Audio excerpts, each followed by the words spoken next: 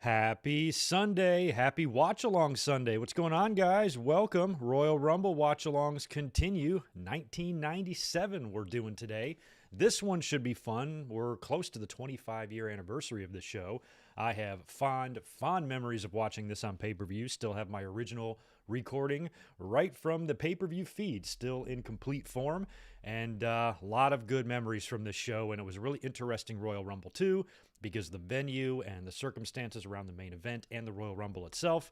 Sam points out the partnership with AAA at the time that WWE had going on. Really interesting time period. So that's what we're here to watch tonight. Should be fun on the Peacock. You're going to want to find Royal Rumble Season 10, Episode 1. That's what we're looking for here. Let me make sure I can be heard, and I'll say all my pleasantries here in just a second. All right, we're looking good there. I apologize for going head-to-head with NFL playoffs, but Cowboys and Niners just finished up. Cowboys are out. Niners won by a touchdown, or won by 6, I guess, and now we've got Steelers at Chiefs up next. So if you're a big Chiefs fan or Steelers fan, this might be important to you. So you might not be with us tonight. Otherwise, hopefully you can catch this thing on demand or on the rebound later. I do have the game pulled up over here so we can eyeball the score as we go. The last time I had the football game on during a watch-along, we actually had a couple of interruptions in the stream, and I thought maybe that was because I was using too many devices. It shouldn't be the case. I got really strong internet. So we're going to try it again and make sure nothing happens here, but I do have the game pulled up. If for any reason we experience any trouble or interruptions, I will shut the game off and not worry much about that. And we'll just hang out and watch Royal Rumble 1997. So if you are new to the watch-alongs, the way this works is we all follow along on Peacock. If you don't have Peacock and you want to still follow along, you can. It just might not match up perfectly. But on Peacock is what you want to do, and find Royal Rumble, like I said, Season 10, Episode 1. The runtime on Peacock is 2 hours, 52 minutes, and 20 seconds. So in a few minutes, we're all going to hit play together on a little countdown from 3. And when I do that, the timer above my head will start moving. So all you have to do to follow along is just sync up to the timer. That's it. So if you experience an interruption or something happens or you pause or rewind or whatever, all you got to do is match up the timer and you can continue to follow along, even if it's not 100% live with us and you have to backtrack a little bit. But these watch-alongs are usually fun on Sundays, and we've been doing them for quite a while. After Royal Rumbles, we will move into WrestleManias.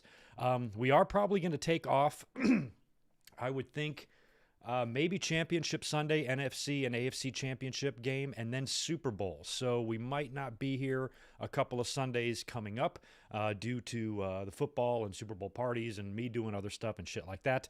But we are going to be up here most Sundays between now and WrestleMania. So we'll do another Royal Rumble probably next week. And then as we get into February, we'll start knocking out WrestleManias, and we'll do those all the way up until WrestleMania. Another programming note here before we get started is that I do plan on doing a Raw review tomorrow. We were not up doing a podcast yesterday. Kind of a slow news week. Dynamite this week was mediocre. SmackDown and Rampage, it was what it was. And there wasn't really a ton of news going on either. So, like I told you last week with the new schedule changes and stuff, I'm not going to commit to doing a Winged Eagle podcast every Saturday if the news is light. So I decided to skip it. But now we've got news today of Mustafa Ali requesting his release from WWE. Tammy Sitch is back in jail again, recently arrested on some crazy shit. WWE's response to I believe it was a Toronto Sun article on AEW, WWE basically pontificating on their moral high ground on AEW's gory self-mutilation, stuff like that. So there is some stuff to talk about. So tomorrow night after Raw, we will be up here for a Raw review. Haven't done one in about 6 to 8 weeks, and we will get into a lot of that other news and stuff tomorrow. So basically, you guys are going to get a podcast tomorrow night after Raw. So keep that in mind for the next day or two. And with that being said, let me just say hello to everybody in the chat, and then we will get this pay-per-view going so we can finish up just about 3 hours from now. Like I said, 2 hour and 52-minute runtime on this one, according to the Peacock. But hello to Tatanani and Jay Lambo, and We Are Pro Wrestling. By the way, I believe We Are Pro Wrestling, you just uploaded a review on this show on your channel, correct? I think you tweeted me that. So go check out We Are Pro Wrestling's review of the show. He knows what he's talking about, and he probably has some pretty good information and memories to share with you on this show, as do I, because I've got a ton of them.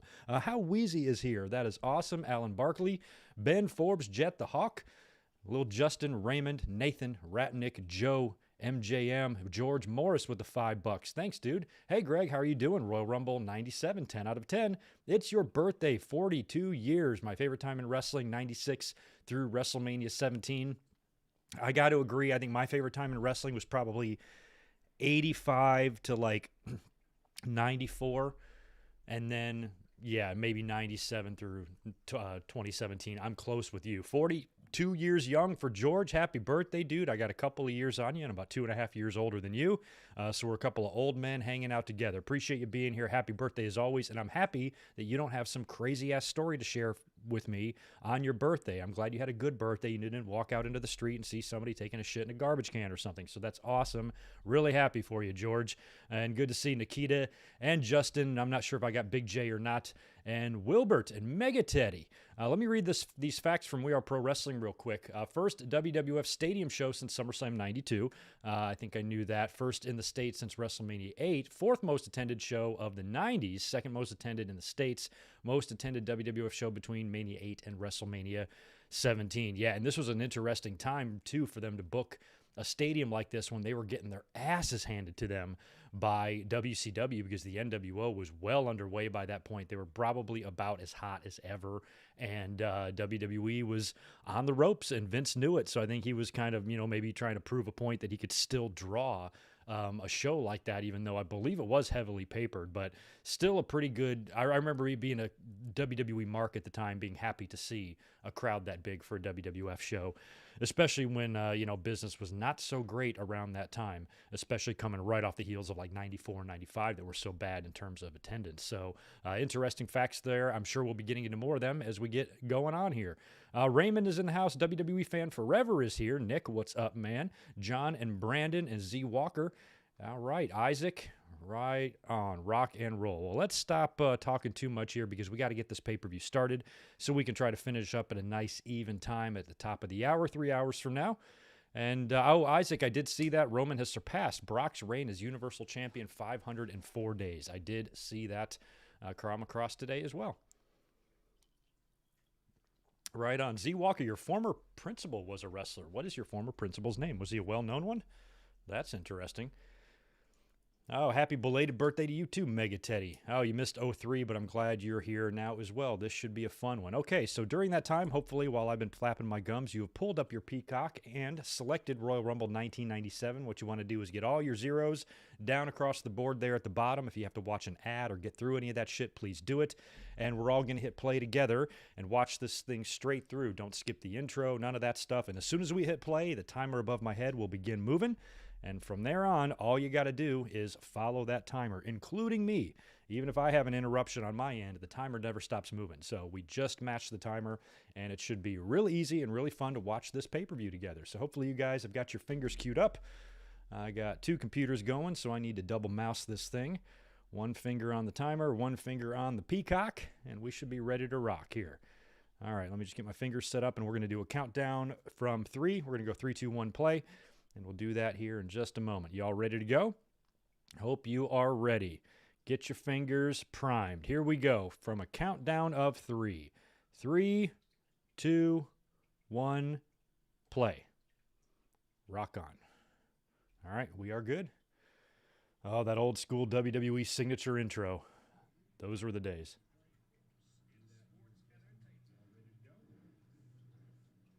There we go.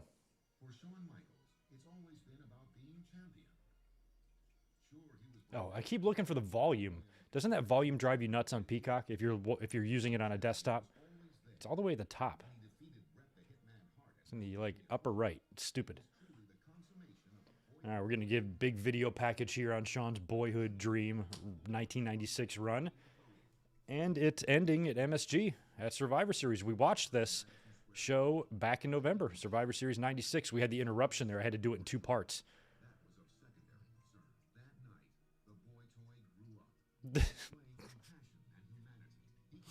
Something about that line. That night, the boy toy grew up. I love it. That night, the boy toy grew up.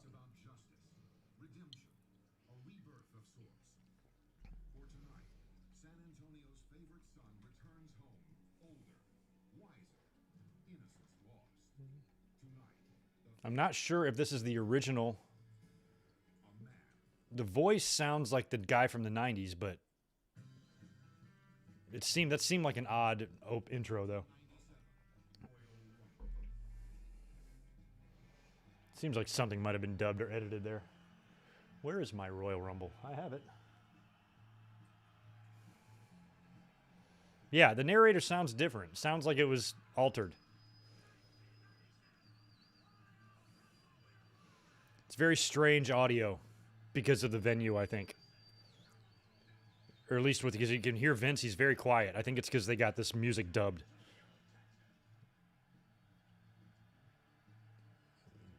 Yeah, there's no way that's the music from that night.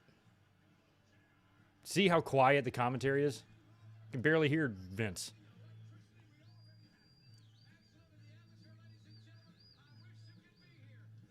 So bizarre.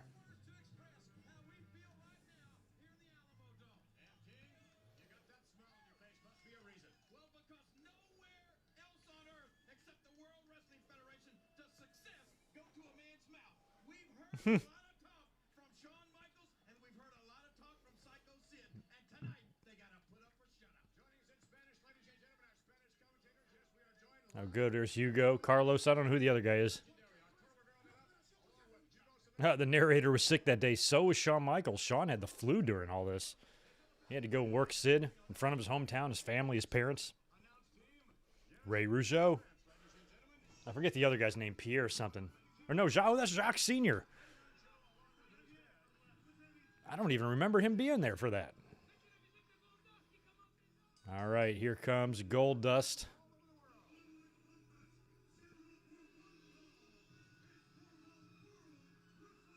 It had this funny kind of tone to the audio, you know, when Finkel was making the introductions and the music, and just everything had a funnier vibe to it. WWE wasn't used to running shows this big back then. Let me see if I can find it.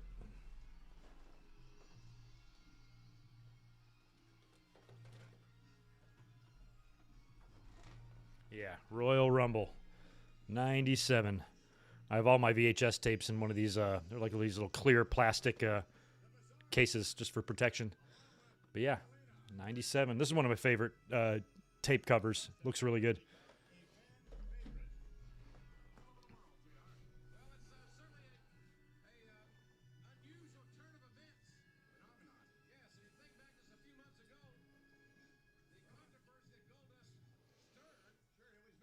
Yeah, Royal Rumble 1996. I remember watching that. That was the very first pay-per-view I watched after moving out of my parents' house after I graduated high school in the summer, and I was out a couple months later. That was the first pay-per-view I watched as a free man, so to speak.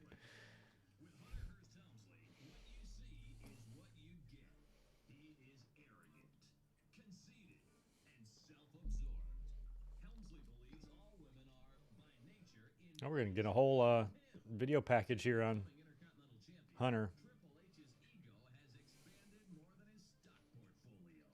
So this would have been right after. I think Mr. Hughes comes out with him here because Mr. Perfect had just left. Goldust is misunderstood. Yeah, that's they used a lot of different words to describe Goldust back then. Vince always had great descriptions of him. Oh, this is so...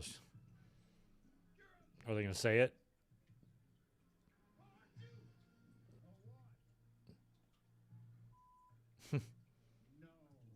No. Well, at least they dubbed it Jerry Lawler. I was like, they're trying to turn Goldust fucking babyface. Was pretty funny to me. And this is kidnapping and assault.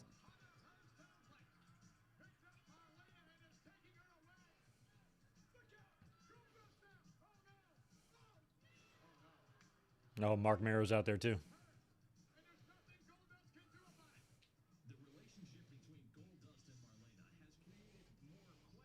Yeah, well, yeah, they really were changing Goldust a bit because when he was a heel, he was trying to push the homophobic button on people and stuff. you know, and now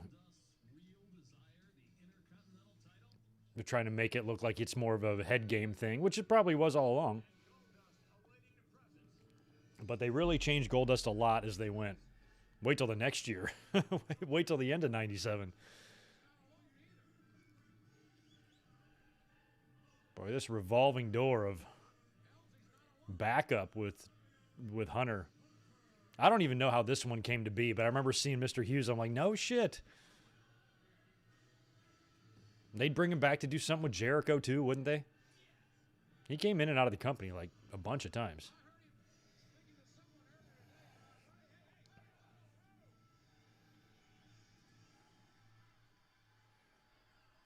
Hey, what's up, Jimmy Anderson? Good to see you. Greetings from way across the globe. Appreciate you being here, and good evening to you, too. We are watching Royal Rumble 97. It is Triple H and Goldust. Goldust has attacked Triple H in the aisleway. Triple H has got Curtis Hughes with him. And We Are Pro Wrestling might know the answer to this. This was the only time I personally remember seeing Hughes with Triple H. Unless he was there the very next night on Raw, perhaps. But, I mean, by the time we got to February, China was there. China was just on the cusp of getting in there.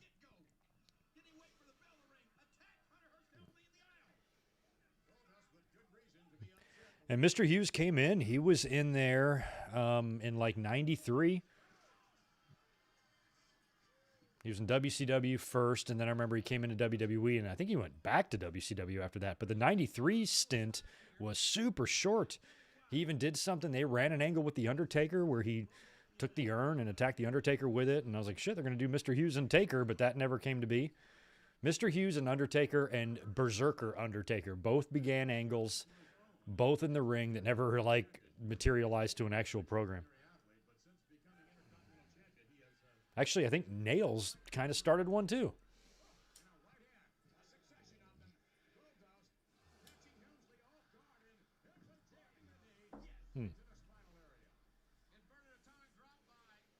I mean, at this time on the roster, I'd say these guys were probably equal in terms of their spot. I'd probably say Goldust had a little bit of an edge on Hunter for a while there, but boy, would things change drastically in about 1 year's time.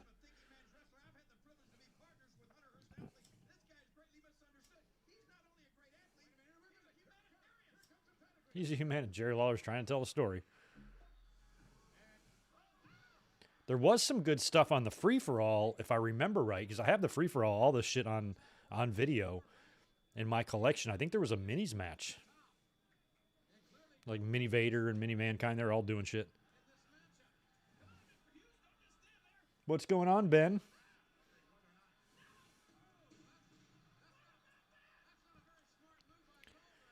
Yeah, I wasn't sure if maybe the next night. I'm trying to remember the Raw the next night. Yeah, that would back then. So Raw was still only an hour. The next night was when Brett would come out and quit, and then Gorilla Monsoon would make the rules for the Final Four. But that was all done in a 1 hour long Monday Night Raw, I'm pretty sure.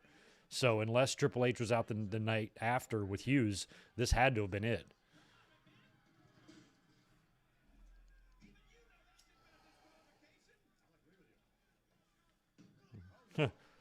I mean, we are very close to Shawn losing a smile here. We are very close to Triple H dropping that title to Rocky Maivia on that Thursday Raw. We're close to a lot of things.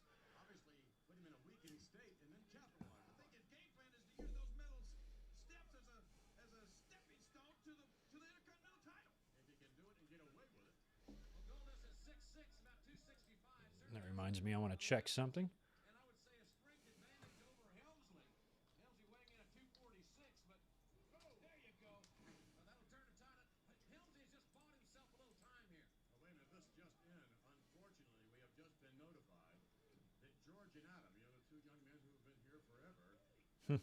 George and Adam.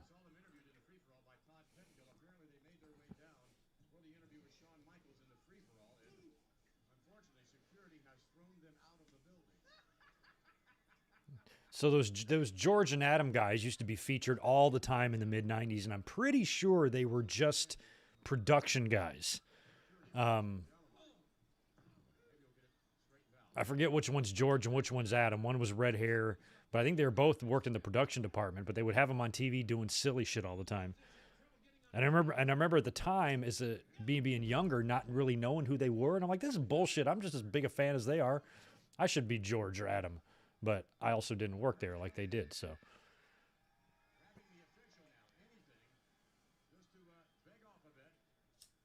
Look at Earl. Yeah, that is Earl Hebner. And you can see Shawn Michaels' parents right there in the front row. They actually sat through this whole thing.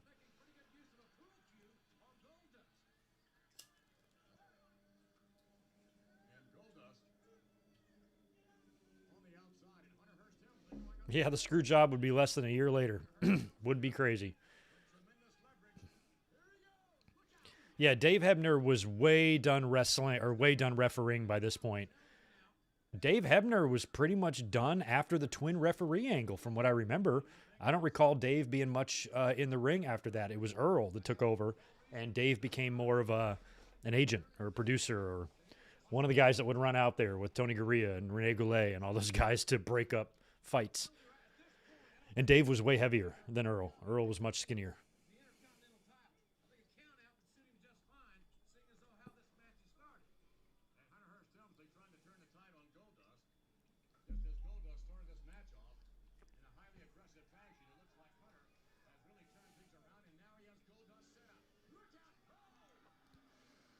Would they say Dustin is 6'6"? Dustin's tall. 6'6" is probably a stretch, though. I'd say 6'3".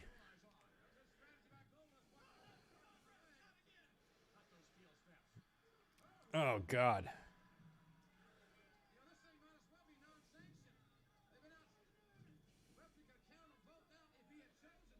What's going on, Jay Lambo? We are doing great. Hopefully we are, anyway. We got KC and Pittsburgh have kicked things off here. Looks like Pittsburgh's got the ball. Or that might have been it. They might be punting.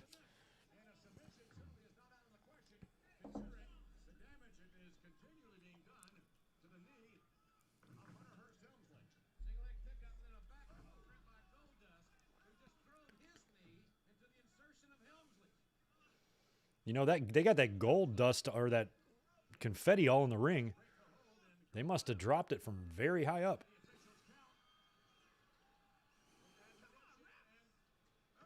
One of Helms' great advantages in this matchup going in was his quickness that perhaps is being negated entirely with Goldust's attack on Helms' leg, his upper leg and knee.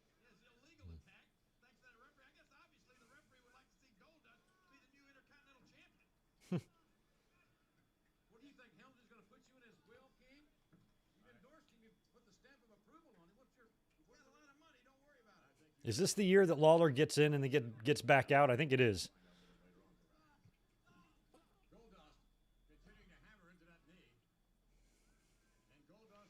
Oh, bummer. Yeah, sorry about that, Jarrett.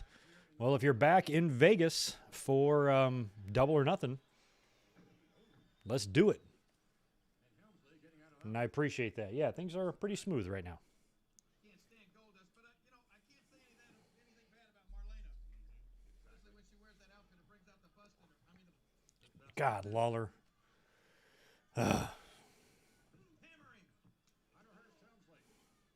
Having his problems again. Goldust alertly going right back to the bad leg. Goldust's bizarreness has somewhat masked his in-ring abilities at times. Jeez.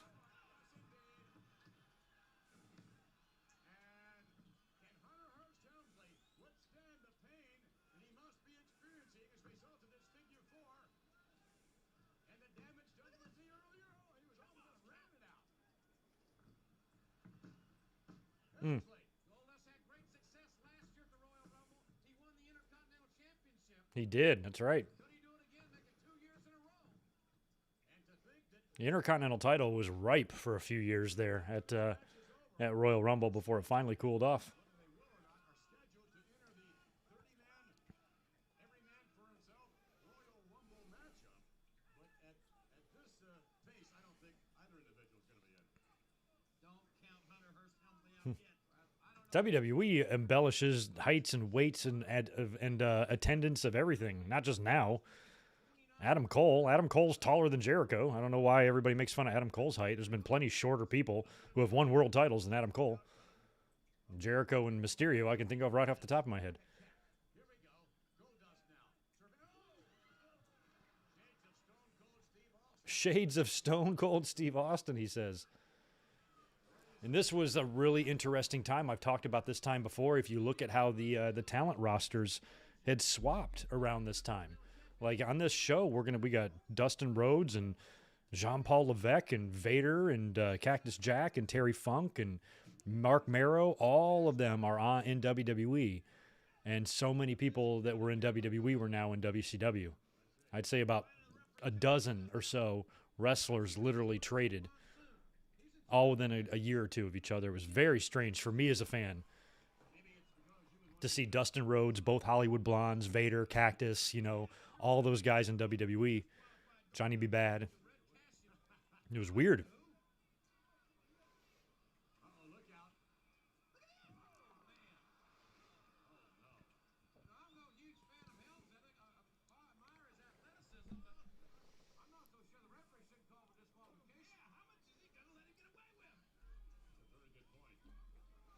What's up, Donny Patty? Mega Teddy, it's sad that the 97, and then in 97, the IC belt had some great stars winning it. Meanwhile, last year, the IC championship hasn't been defended since night 2 of WrestleMania 37. It feels like that. Is that really how long it's been? No way. But the IC title is virtually invisible now.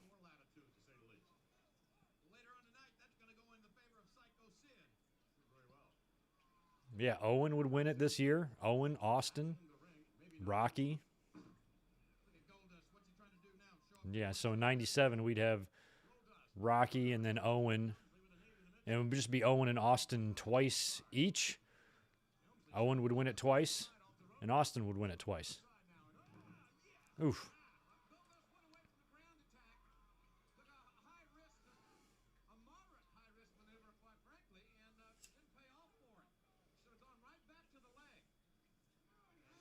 The Alamo Dome. Who lives in Texas? What's the deal with the Alamo Dome? Is it still there? Do they do things there in it?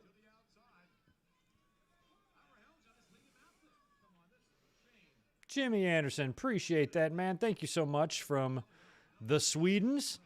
It feels like Russo booked sort of every other pay-per-view in 97 to then claim he came up with a screw job. This one does not look like a pay-per-view that he booked.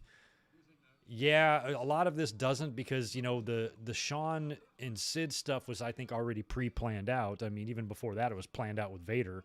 They just switched to Sid, so that kind of storyline was set. This stuff here was a little weird. That Ahmed Johnson match later on, all that stuff was building. Ahmed and Farooq, their issue had been dated back all the way since the summer. So, yeah, there wasn't much room for Russo, I think, to get in there and really go crazy with this one because they probably already, at least here, had their Mania plans somewhat set in place and stuff. So he wasn't able to fuck this one up as bad. His influence would become way greater, the upcoming months and following years. Or year, I should say. But you are right. Thanks for the super chat, Jimmy.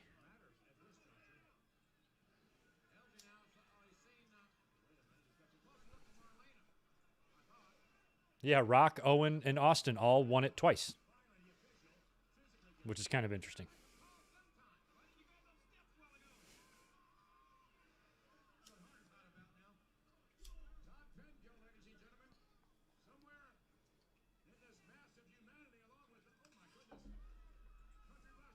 Oh, God, what's Todd doing in the crowd? Who's he got?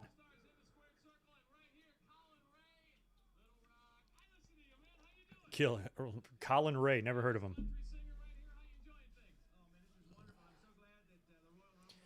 Yeah, I think Russo was still undergoing the Vic Venom persona for the magazine and stuff, and I think he was sitting in on creative, but I don't think he was at any sort of full-blown control until a little bit after. I think it was when WWE did that overseas show or whatever it was. It just looked so bad.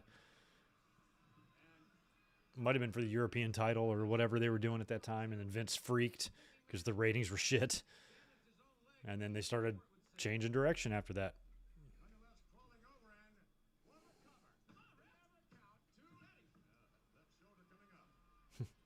Marlena. Goldust looking to three-peat here in this Intercontinental Championship matchup that has been a somewhat strange contest so far. Hmm. And a clothesline by Goldust. It's almost as if Goldust, this is more personal than it is for the Intercontinental title. His strategy has been Yeah, the IC title's pretty. It's a sad state of affairs right now with what's going on with it.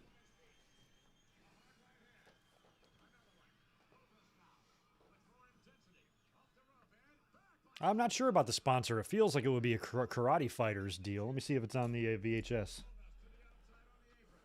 Doesn't say it here.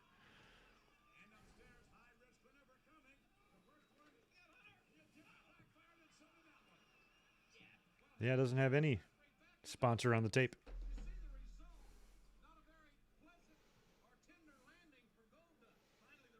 I don't remember Russo. I mean, I remember when Russo was on Livewire, but who knows? Livewire was interesting. I remember when it started. I'm like, what are they doing?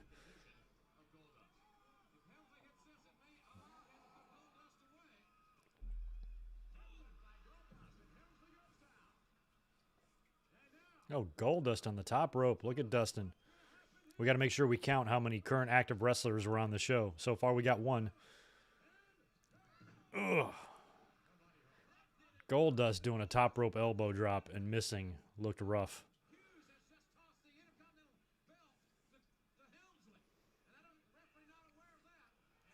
Looks like Hughes might do his job here.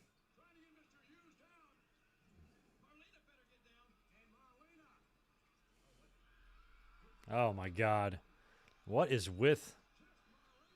How many times do you think that's been done on WWE TV? I can probably think of like 5, maybe even more, where a man forced a kiss on a woman.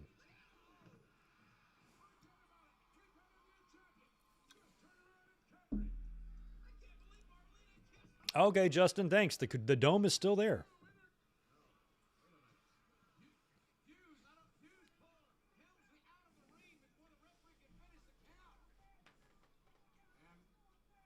I don't even know what kind of finish they do here. All I know is Hunter holds on to the title.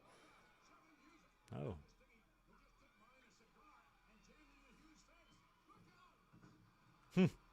Goldust tried to sell that clothesline like Rikishi.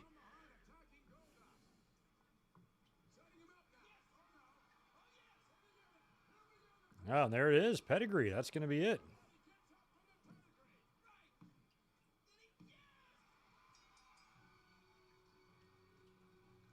It doesn't look real bad, but a pedigree is just not a move I'd want to take. Just not being able to have use of your hands and having to come down face first, I would just not want to do that.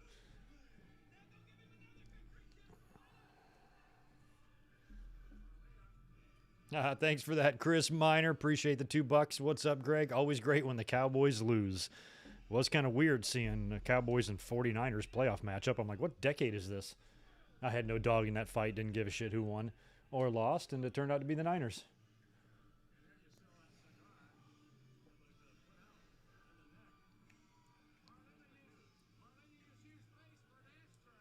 Monster Jam and big concerts. That's cool that it's still there and still in use.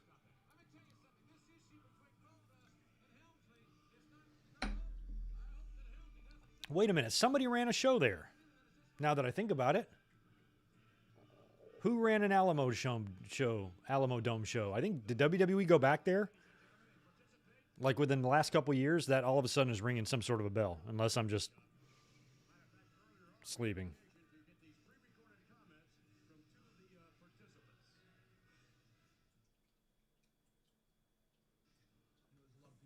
Oh, Brett.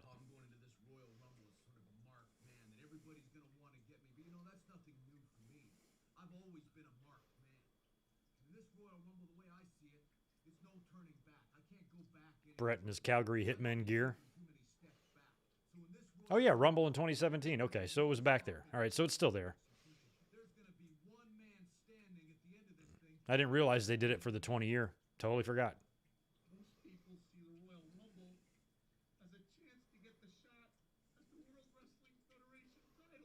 Who the hell won that year? I see it as a chance to hurt a lot of people. Oh, we got a big man on the move there. KC's about to almost score. It's gonna be a nice day. Wow. Roman must have won in two. Who the hell won in 2017? Nakamura. Nakamura might have won in 17, right?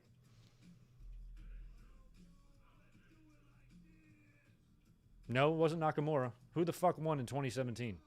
Randy Orton. Maybe it was Randy Orton. Oh my God, the nation. PG-13.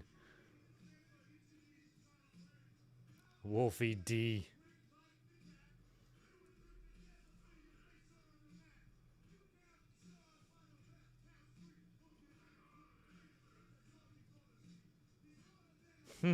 I love this nation. Clarence Mason. Farooq Crush. So awesome. They always had so many randos with them, but you would always see D'Lo.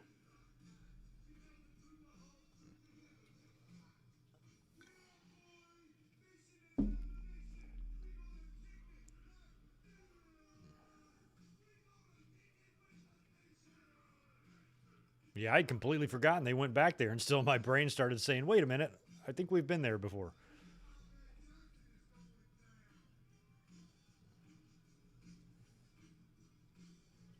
So I believe this was Ahmed's return to the ring after Farooq debuted with the blue helmet and kicked his kidney out. That gear definitely looks way more badass on Farooq than the blue helmet.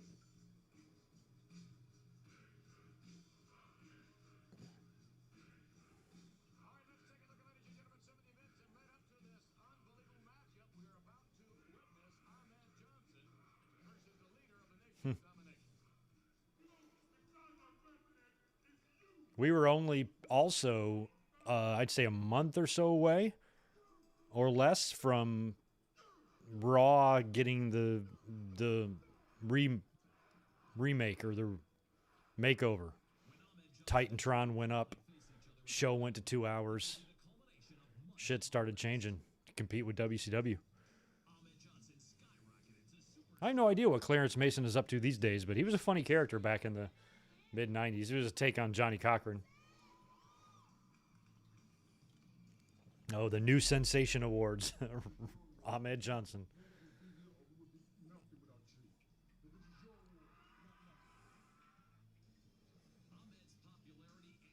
Oh, yeah, he won the Kuwait tournament. He's huge in Kuwait. Blue condom Farooq. Hey, what's up, Angie? Hey, I get it, man. We got the Chiefs on right here. So far, nothing. I don't know what happened after that big run the Chiefs had. They might have turned it over because they were in scoring distance. They could have at least kicked a field goal.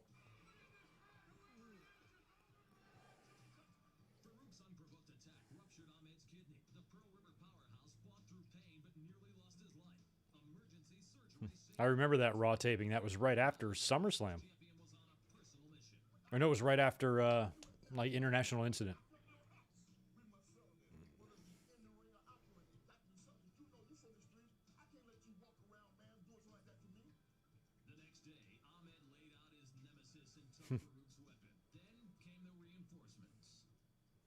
Poor fucking Ron Simmons had to work with Ahmed Johnson, who was just so all over the place.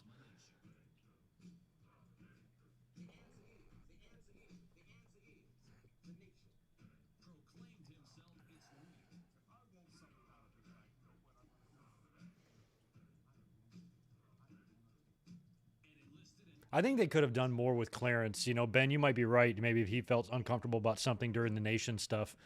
And I know he was kind of like a take on Johnny Cochran, who was really big around that time in the news and stuff because of the OJ trial. But I think they could have evolved him from there. He could have been a manager and continued to be a manager.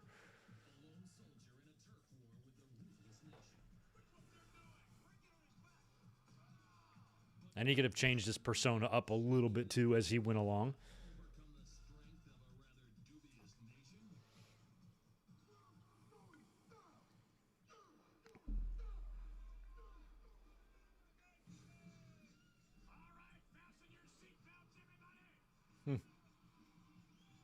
Vince was so hard for Ahmed. That's a pretty badass visual there, him coming through the lasers.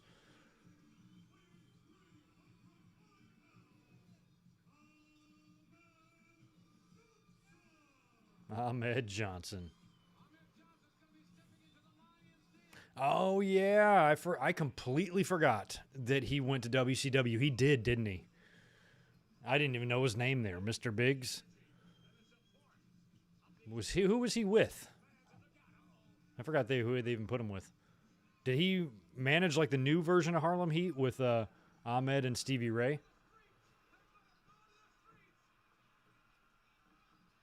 They're going to the streets. Farooq's leaving those leather deals on there.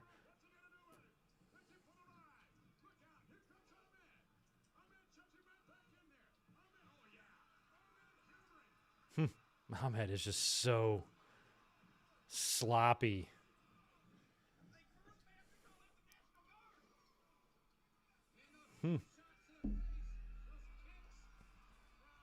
Farooq is dazed. I forget how this one ends too, but I know somebody goes through a table. Okay, he was with Harlem Heat. Okay. That rings a bell now. I remember that vaguely. But man, I'll tell you, by the time we got to 2000, who the fuck was watching Nitro and why would you?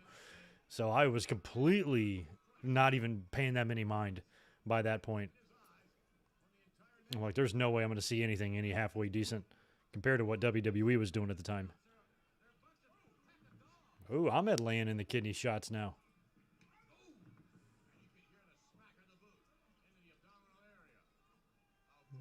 That injury was the beginning of the end for Ahmed.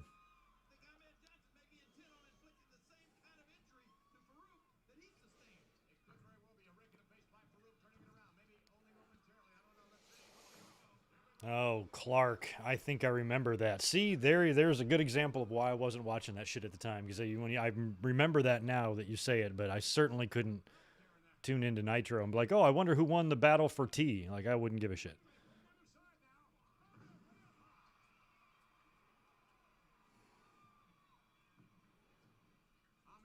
Okay. Yeah, I remember him being there, Alan, but I had no idea what his name even was. All that stuff I've forgotten about. I really paid hardly no attention to WCW those last 2 years.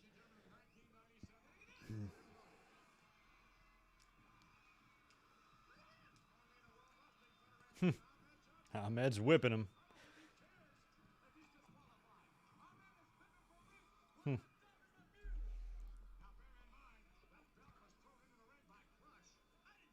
I'm trying to remember if my timeline is right here. Because I remember watching Raw the next night when Brett quit and all that.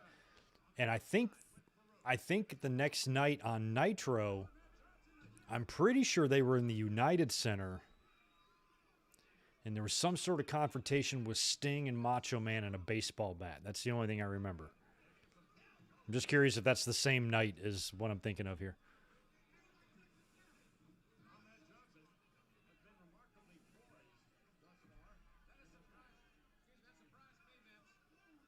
Yeah, you're right. I kind of think Ahmed was WWE's way of trying to create a Goldberg type of character because he was just so big and crazy looking.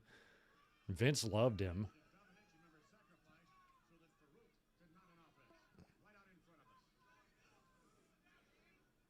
As bad as Goldberg was in the ring, I honestly think he might have been a touch better than Ahmed Johnson, and that's saying something. I'm not sure who had the better look. I guess they're kind of equal, but Ahmed was just crazy. He would do some crazy... Oh, God, that looked like it hurt. He would just do some crazy suicide dives. Somebody his size. It amazes me he lived through any of that.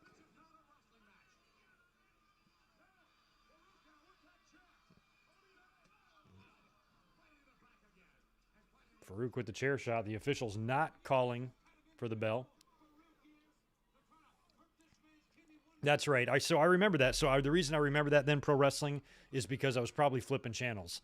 And that's right. Savage, I think, opened the show and he like wouldn't leave until Sting came out and they had a little shoving match. And that was That was another example of why I knew WWE was just in big trouble. Like, yeah, this show was good, but the next night on Raw, they were back into a small building. It was another one of their hour-long shows. I think they did a whole taping set there probably, where Nitro was selling out the United Center, you know.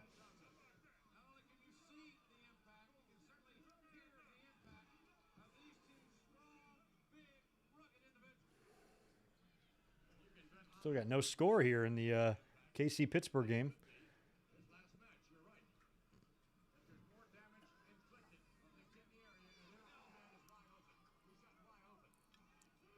Ahmed is on the top rope, lounging like Eddie Guerrero. Oh, targets the kidneys. Who the baddest man is now?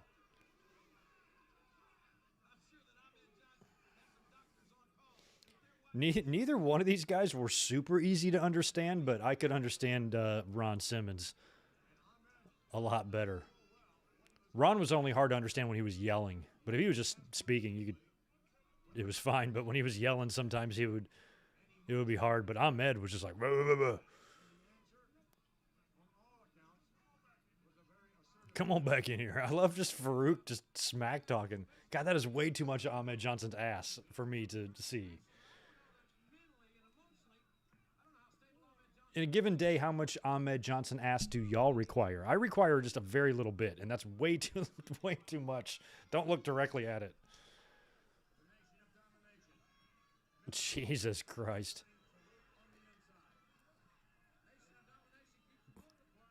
Ahmed said the Warrior was cool to him backstage. I can probably see that.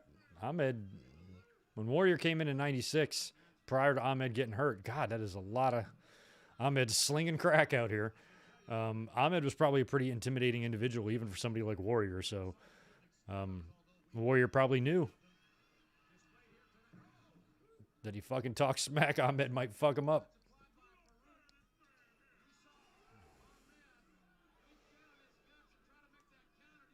Be an interesting real life fight. I think Ahmed would take him. I think Ahmed beat him up. That's probably why Warrior was nice to him.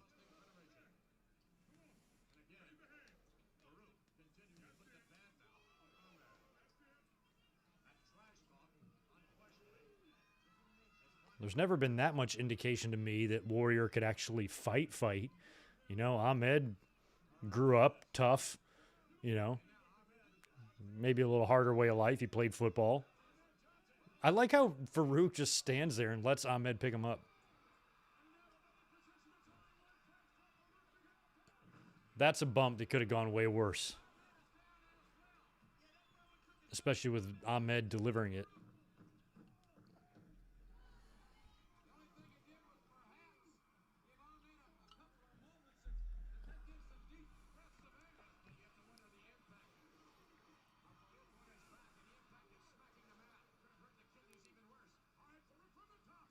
Oh, Ahmed caught him in the power slam.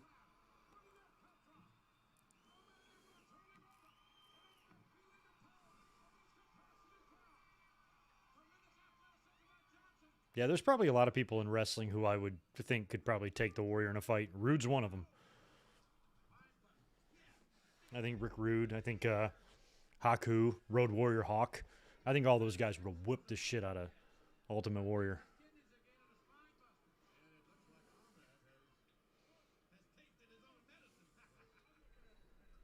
I'm the baddest man.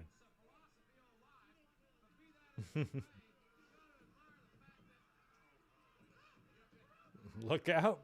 Ron Simmons, this is a rookie mistake here. You're a veteran. Ahmed loved to scream, did he not? Every match. Rah, rah. There goes Crush. Here comes D'Lo. Oh, here we go. This is just going to be a DQ. I like D'Lo's hair. Oh, PG-13, you come get some.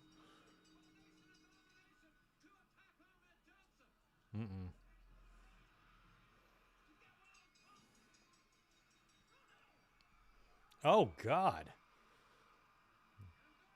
He just, I don't know which, if that was Wolfie or Jamie. What were they called? Was Jamie wasn't Wolfie, was he?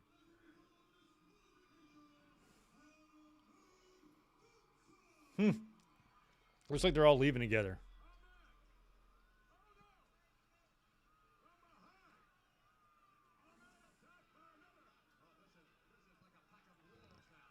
All right, they're pulling Farooq out of there. And then this poor fella. I was thinking it was maybe D'Lo that took the bump. I don't think so. I think it's this guy.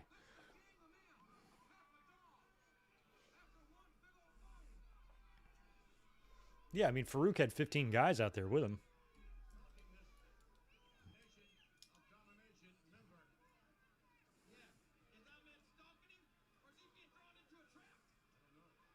So I guess it was Savio wasn't in the Nation yet then, was he?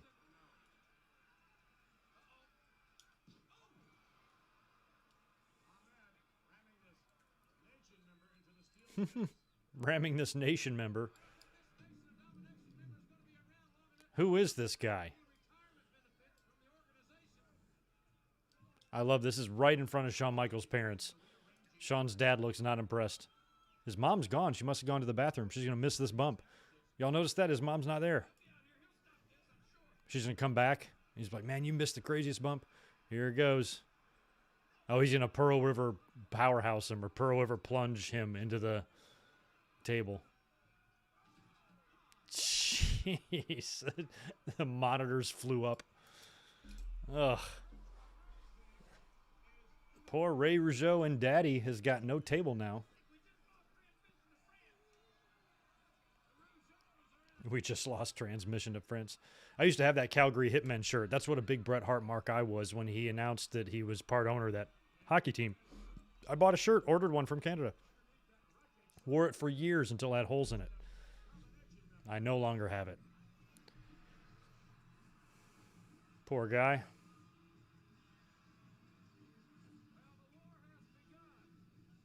And I think Ahmed would be back.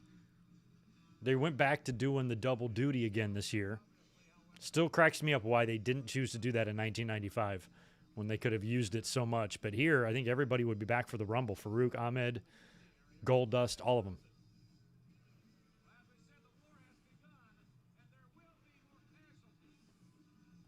Trying to think what other matches we have. I think we have got Undertaker and Vader. And other than that, it might just be the Rumble and the world title. Got Ahmed with the wedgie of the century. Wedgie Jackson. Wedgie Miller.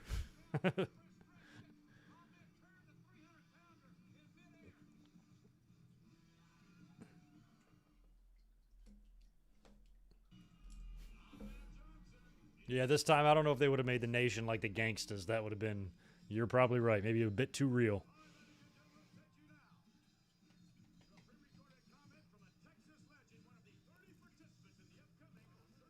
Ooh, Texas legend. That's got to be Funk. There's Terry Funk.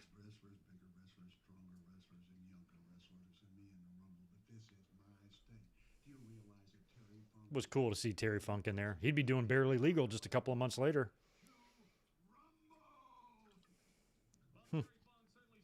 Oh, we got a Nation of... Look at PG-13.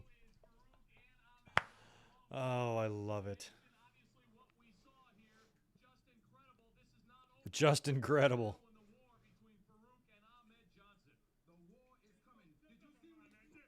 The war has just begun.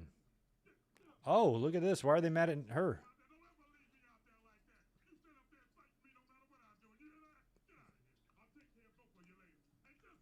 Damn, Ahmed.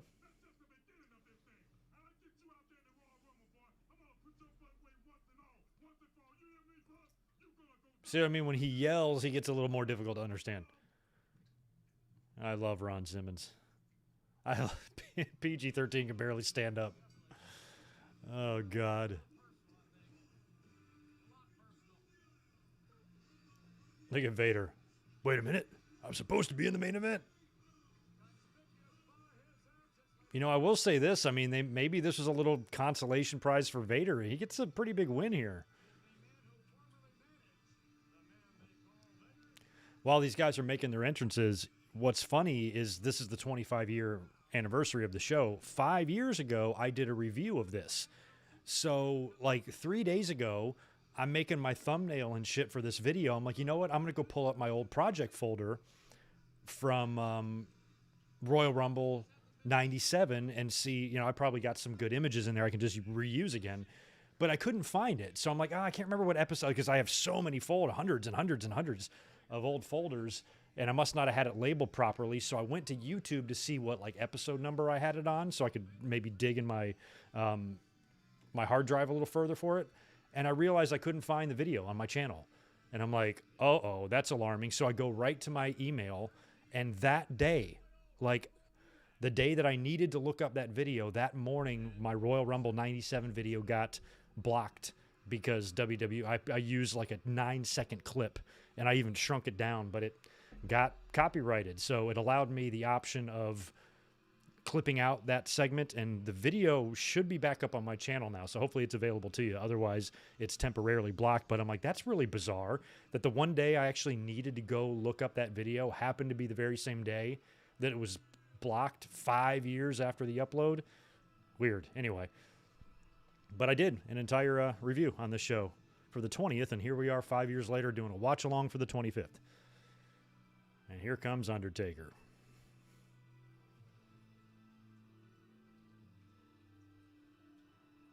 Now, prior to Shawn losing his smile, you know, I don't know if the plan was for Undertaker to win the title at WrestleMania.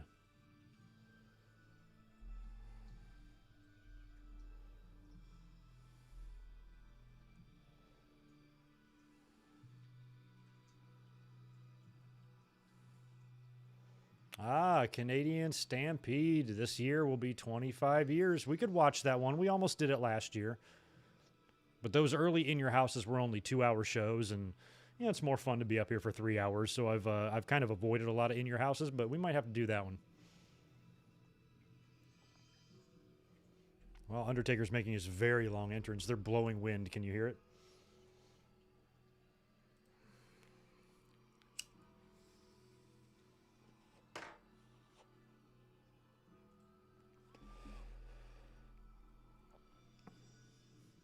Yeah, that's right.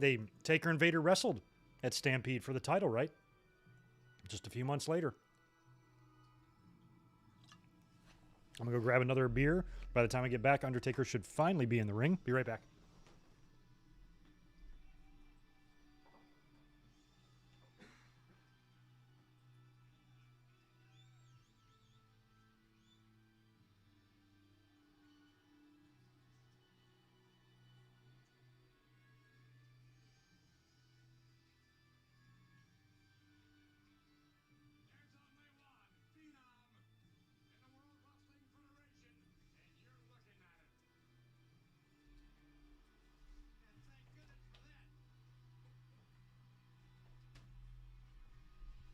All right, I am back.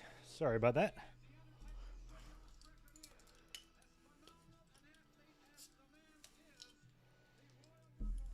Undertaker is still not in the ring.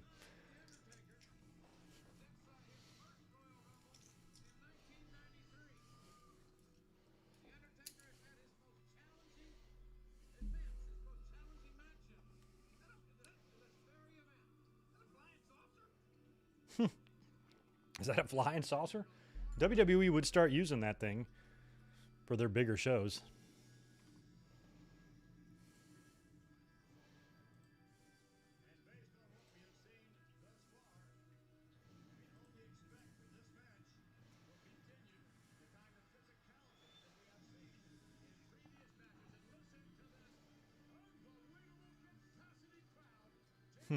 Vince loves talking about his capacity crowd, doesn't he?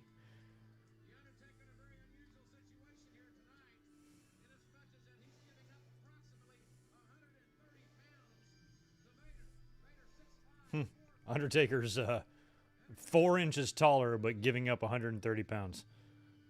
Crazy. Oh, I guess he's giving up, or sorry, he's way more than 4 inches taller. 6 inches taller. 8 inches taller.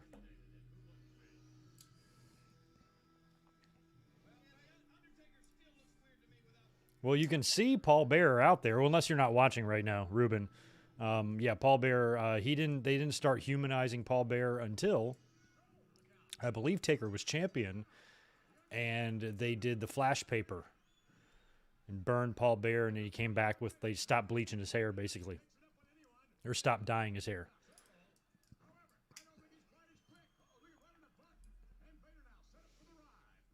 How tall is Vader anyway? If Undertaker is 6'10", Vader looks very large.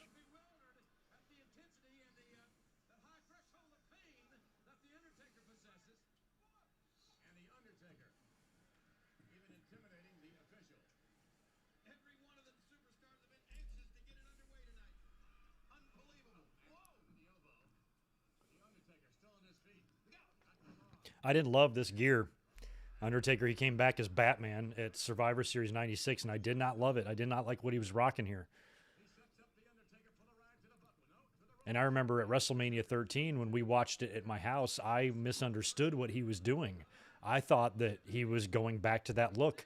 I didn't know he was wearing it as a tribute or, you know, to kind of win the title with his old look. I was hoping he would stay that way.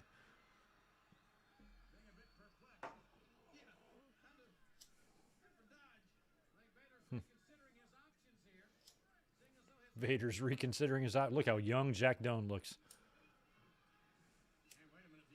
There's some of the regulars there in the front row. There's Vladimir and the long-haired guy in the BWO shirt. They were everywhere you looked back then.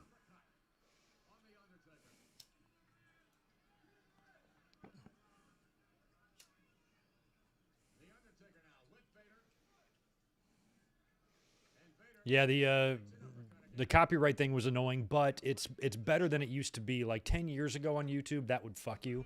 Nowadays, you can pretty much risk it if you choose to, do a review and you want to use a clip. The worst thing that's really going to happen to you is they're going to block your video. They're not going to strike you anymore to where that might have been the case. So I suppose you're still running the risk of that, but not really. Any copyright thing that I've had come through, it's just, the video's blocked or you can remove it out and it doesn't affect your channel. It's just the video can't be seen. So, but now they're even giving you the options to crop out the matched stuff so your video can remain up, which is what I did with my Rumble review. I'm just not sure if it's processed yet and you can see it, but apparently that's all I needed to do. So YouTube has gotten better.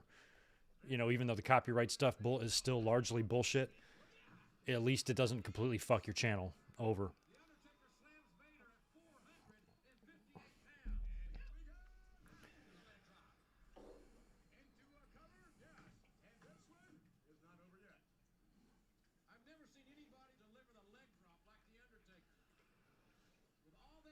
Oh, we got Steelers. Steelers are up 7-0. Man, come on, Kansas City. My brother-in-law is from there. He's rooting hard for them right now. So I'm kind of rooting for the Chiefs, but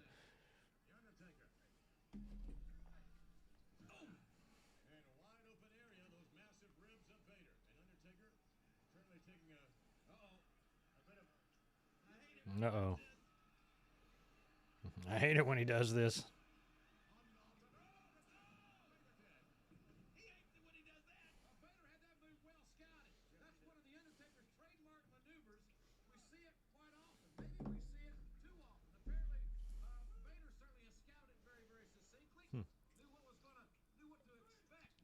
Oh, yeah. Triple H, Taker's greatest WrestleMania opponent. Yeah. I mean, they've worked, what, 3 times?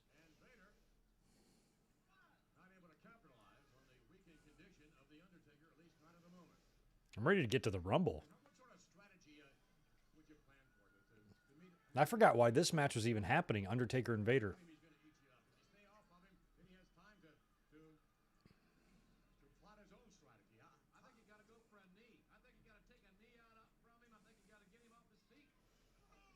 Ooh. Oh, there you go. Big low blow. So we are only, it's kind of sad to see what's become here. Vader, 1 year prior was his debut. He came in with a lot of, oh God, who's Todd talking to?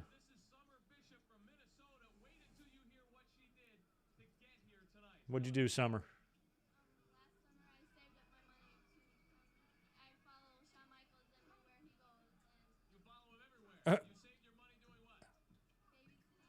babysitting. How many babies did you have to sit?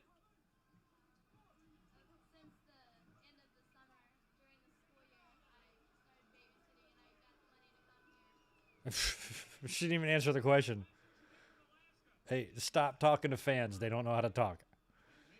She babysat. She follows Shawn Michaels everywhere everywhere he goes, and the money from babysitting is going to support that, apparently, to travel worldwide. I wonder if she still follows Shawn Michaels. I wonder if she's sitting out in the parking lot of the Performance Center. Shawn, you in there? No, my stalker's back.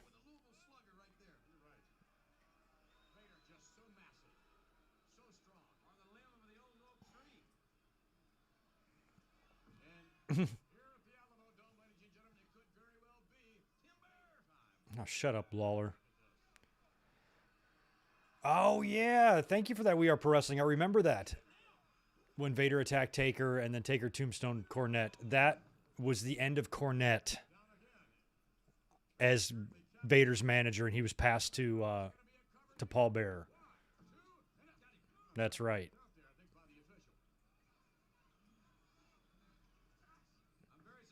Yeah, I don't think... so I guess... that means Paul Bearer is not out there. So I apologize to whoever asked me earlier if this was before they started altering Paul Bearer's look. And I'm like, well, you can see him, but no, you can't. I don't think he's out there yet. I think he comes out there. Is that what happens?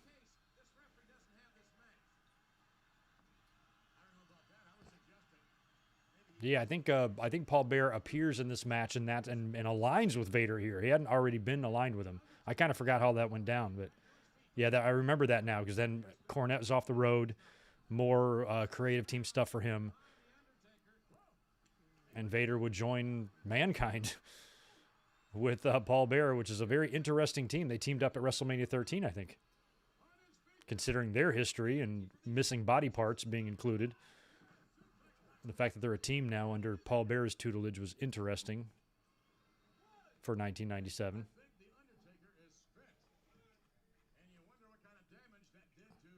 Yeah, I would have just left Vader on his own here. I kind of agree with you. I thought Paul Bearer was an odd match for him, but back in those days, WWE still wanted to keep heels with managers a lot, so whatever.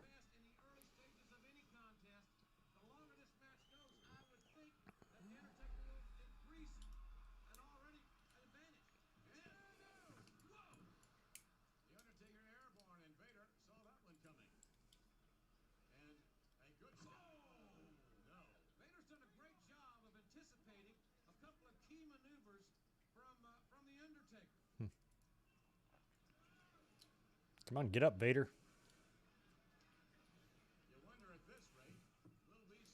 Taker wrestled the Goon. Are you serious? On Superstars and Tombstone Cornette. So this is Vader getting revenge for that. Okay. Wow. Vader had to do a lot of that work himself, but he basically just front flipped.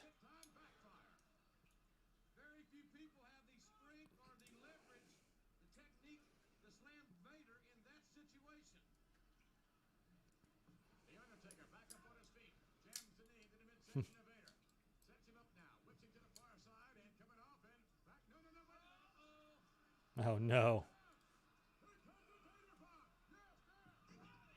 Vader bomb. Taker got right out of that. I never thought Vader had a great power bomb because he wasn't super tall. Like Sid's just, you look like we were falling for 10 seconds when Sid would do it to you. Because he'd drop you.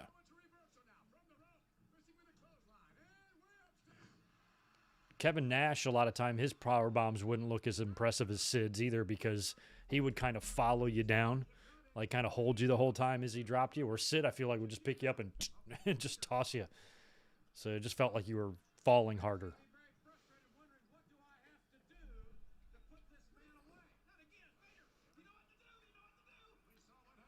Yeah, we already had one old school.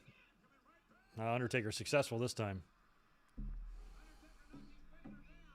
Yeah, here we go. Here comes a wide shot of the aisleway. It's got to be Bearer. There he is.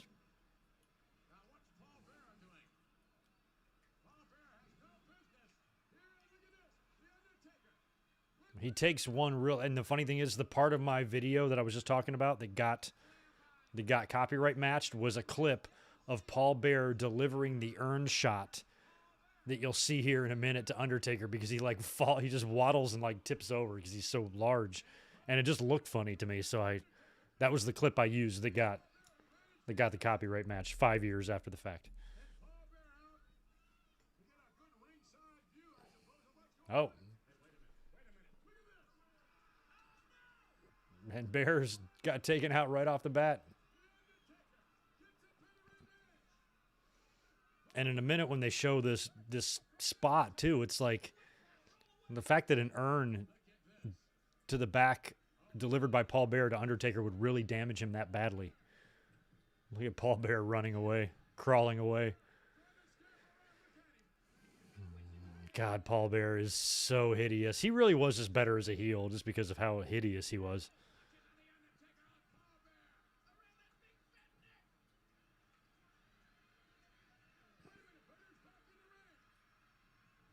We were about 10 months away from seeing Kane. Kane would actually be in the Royal Rumble later. Pretty sure he was one of the last guys in there.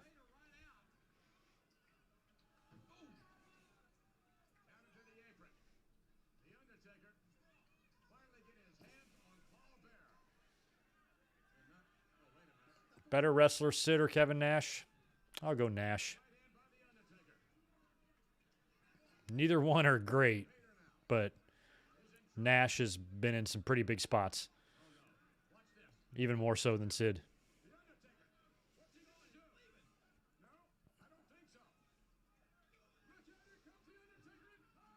Oh. Paul Bearer is really... Okay, so he's going up on the top now. This might be the bump.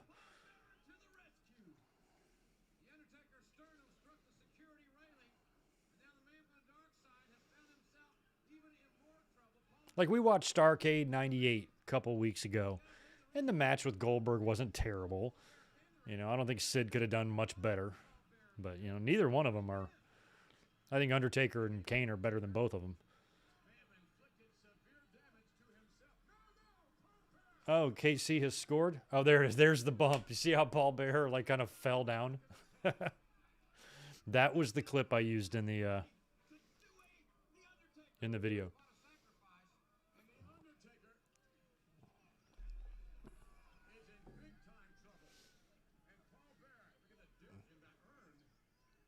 The logos that they were using here, I preferred the old school 80s WWF logo, but the one with the purple square wasn't horrible. Oh, here we go. Vader bomb. Boom. And he beats the Undertaker.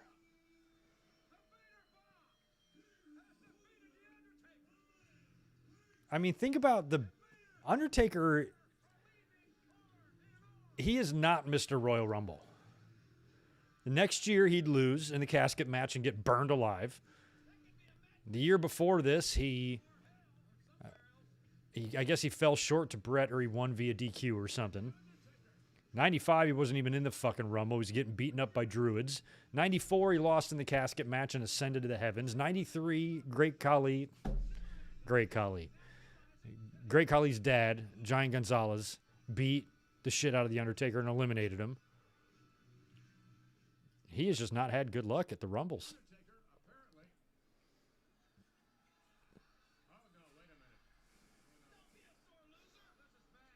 No, this is bad. 2002, Maven would eliminate him.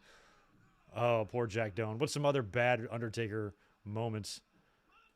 I guess he did win in 2007. That was a good moment for him there.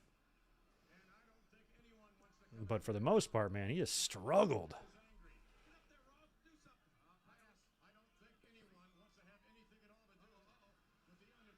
Jesus, he is pissed. He's going full Chris Jericho in WCW when he turned heel.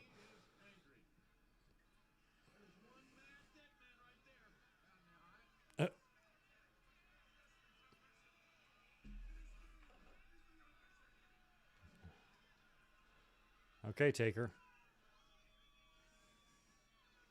Where'd they build that timekeeper's box? In somebody's garage?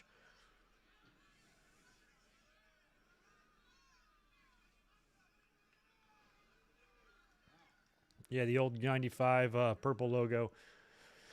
In my folder of staples here, I've got high-quality renders of all this stuff. This is probably the one you're talking about. Oh, look how big it is.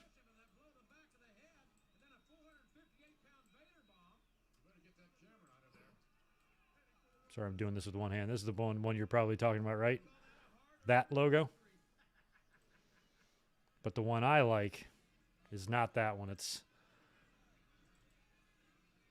this one. That one. This is the one I prefer over this one. What is your favorite?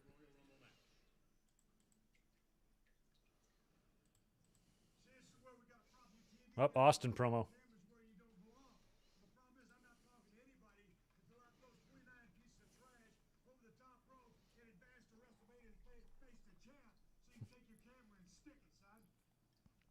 Take your camera and stick it, son. Look at British Bulldog in all that denim. Oh, that's amazing.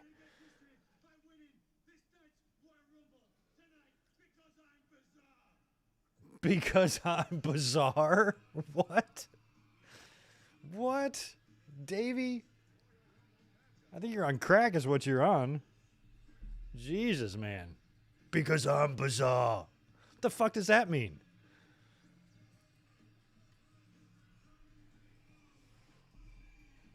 Oh, here we go.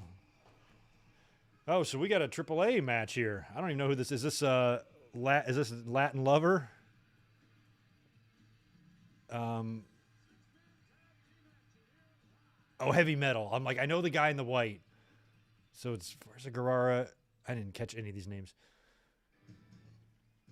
All right, so we got a trios match here. It's kind of cool. I like this music. I forgot about Heavy Metal. Is one of these guys Latin Lover? I think the young guy is Latin Lover. Is that Perroth? Perroth Sr.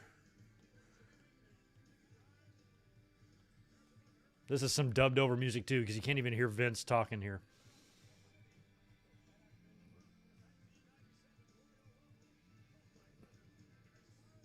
I don't recall Bulldog ever trying to get Bizarre over, so he was using that more than once? I thought that was just the one-time thing. I'd never heard him say that ever. Because I'm bizarre. Oh, Paraguayo, not Perroth. And Hector Garza.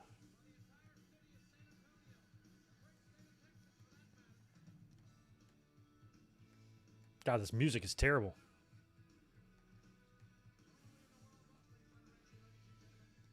Yeah, you can't. Well, I don't know if you get double duty now, right? Don't we go double duty in current Rumbles?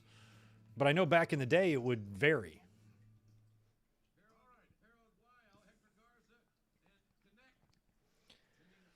Yeah, now Paraguayo's son died in the ring, right? In that match with Rey Mysterio, and Conan was in that. Or he was at least on the outside of the ring, that match in Mexico a couple years ago. So that's really sad.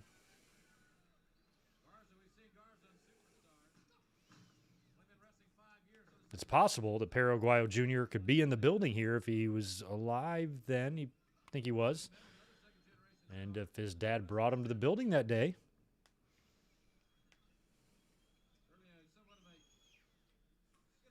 Yeah, Calvin, I'm with you. The What the World is Watching logo has always been my favorite.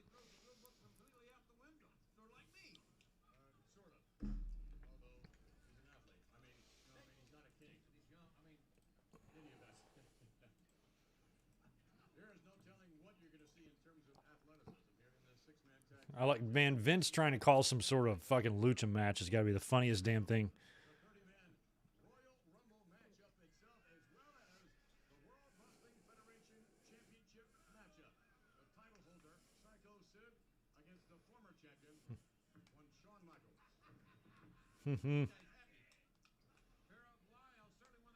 Yeah, Paraguay, he kind of looks like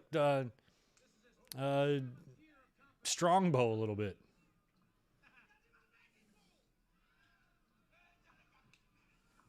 Oh, Lord. And look at that, takedown by Paraguay. And Paraguay now with a yank of the hair. And I would suggest that when you've been wrestling for some 20 years, you know all the tricks of the trade.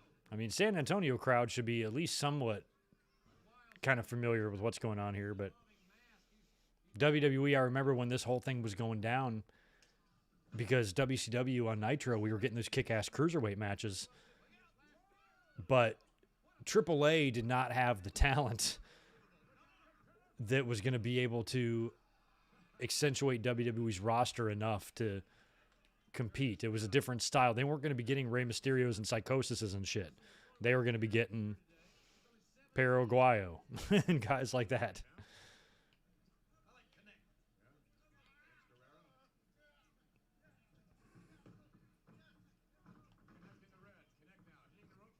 Oh, I forgot Mil Mascaras is in the Royal Rumble as well. No Yob.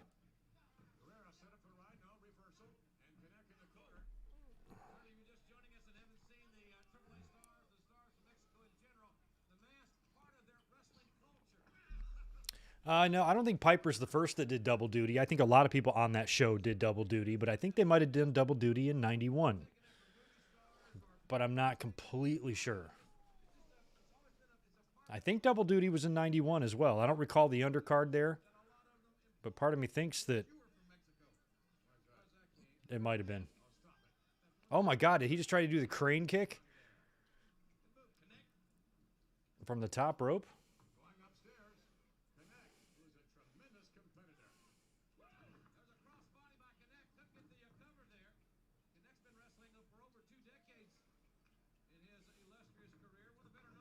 Oh, here we go.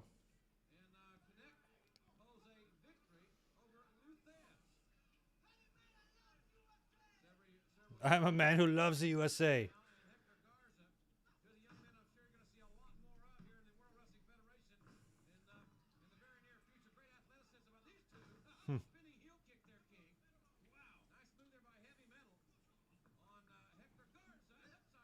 Concession stand time. I think you might be right. There's a lot of empty seats there in the crowd. People are getting ready for the Rumble because that match is definitely up next. Safe.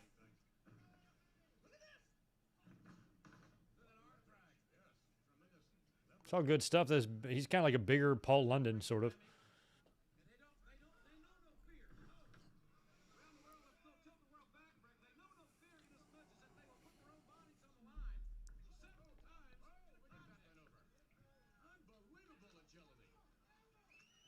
Crowd does not appreciate this at all.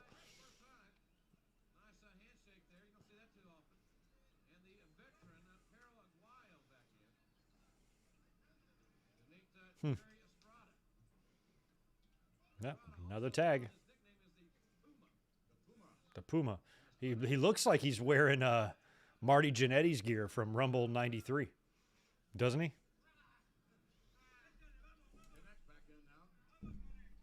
Whoops. My microphone's going all over the place, guys.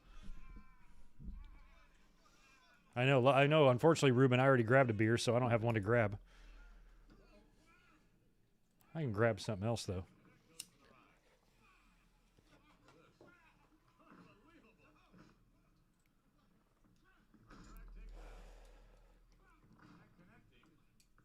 Connecting.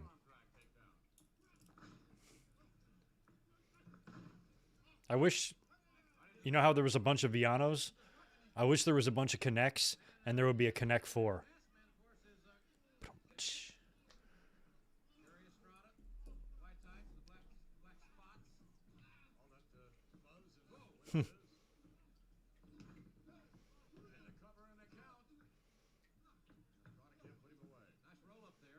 Everybody should just shut up and let Jim Ross do this. Or get Mike Tenay in here to do one night for WWE so he can fill us in. But these guys were on like Superstars a lot too, when this deal came together. And I remember reading about it, you know, and I was like, well, I already knew in terms of the Mexican talent and the international talent, the WCW already had the best that was out there. But I'm like, well, there might be somebody in AAA that I don't know about, or something might be kind of good. But man, it was just WWE was so late to the party on that. They missed all the good stuff.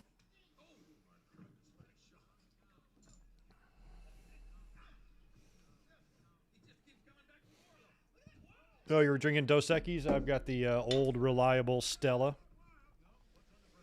That has been my go-to beer, I'd say, since around 2000, like 7 or 8 now.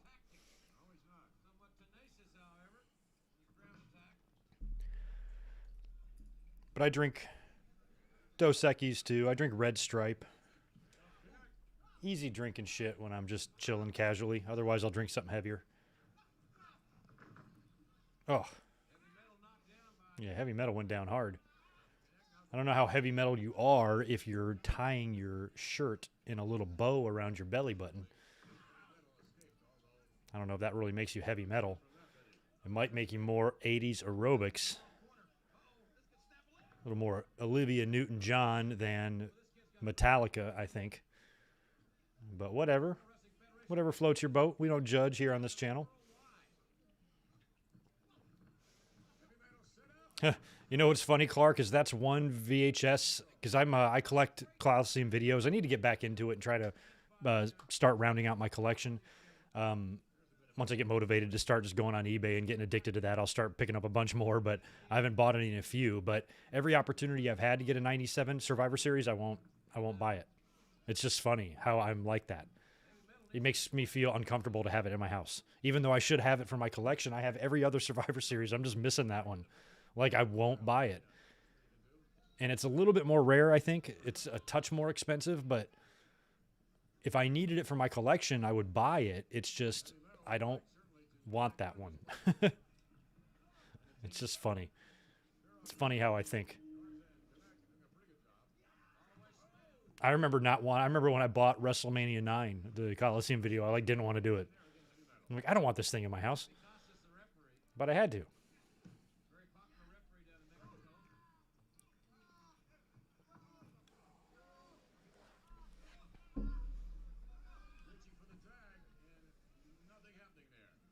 Nothing happening there.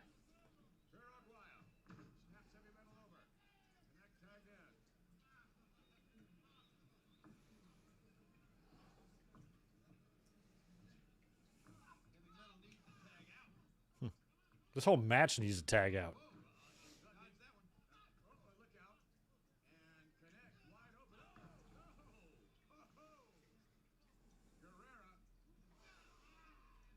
Wow, big power here. Connects very strong. He looks a lot like, body-wise, he looks a lot like Mil Mascaras.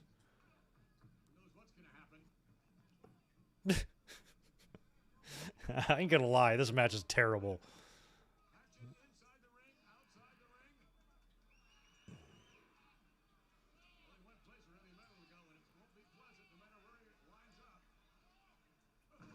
Man.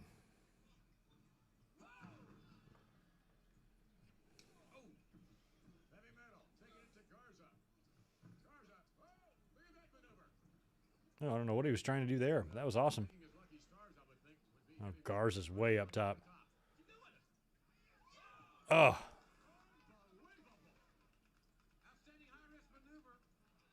I can hear one person clapping.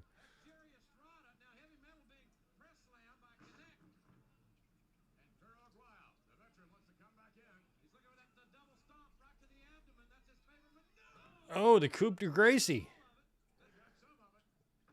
God. Thank God. Jesus. Okay, he's up 13-7 now. That's good. So, John, you saw the same thing I did. The way Perro Aguayo just kind of ran to the other side of the ring and then just ran out. It just looked so ridiculous. Oh, good stuff. Not WWE's best idea. And now we got that terrible dubbed over music that drowns out Vince's voice.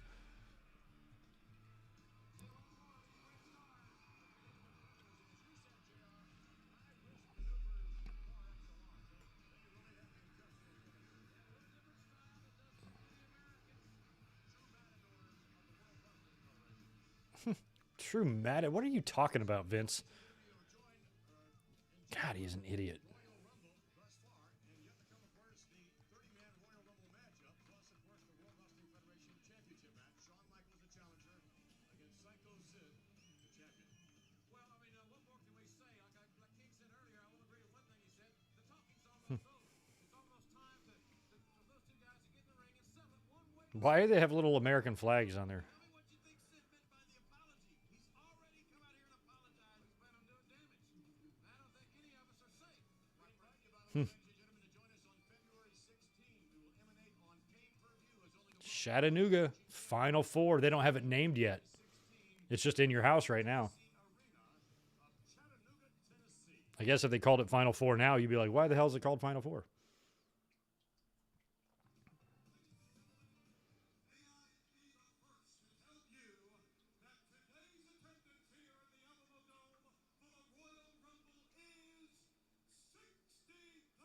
$60,477 claims WWE.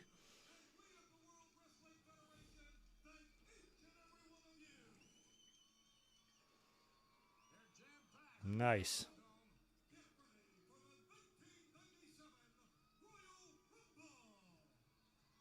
All right. I don't even know who number 1 and 2 is.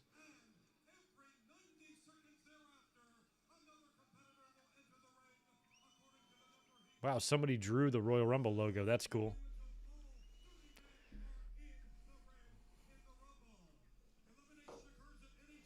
Thank you for the water temple. Wasn't that hard? Appreciate the $5. Wouldn't mind a collab with you and Salamonster for an old school review of a pay-per-view. He and I have discussed doing collabs for years. I've discussed doing collabs with everybody, and we've always just struggled to pull the trigger, but absolutely would love to.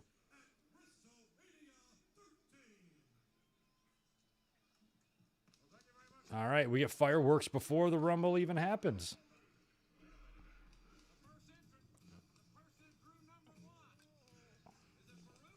Oh, it's a nation person. I hope it's both PG-13 guys. Nope, it's Crush.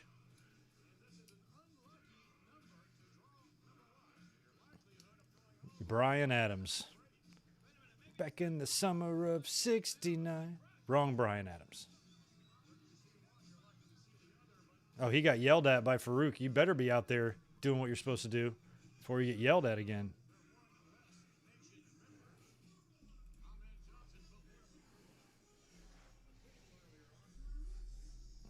Yeah, good point, John Dennett. They should have the little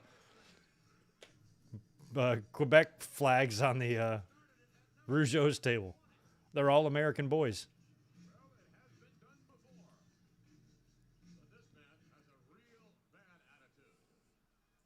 He's got a real bad attitude. I'm trying to think if Jacques was here. I'm sorry, Ray and Dad were here doing commentary around this time. I'm pretty sure that Jacques and Pierre were in WCW. I don't recall when. That might have been 98. But the Quebecers went to WCW. I forgot what they were called. The Canadians, maybe, or the French Canadians, or the whatever the hell they were. But it was Jacques and Pierre. It was PCO and the Mountie. And they turned up in WCW randomly with different gear. But I feel like that might have been more 98.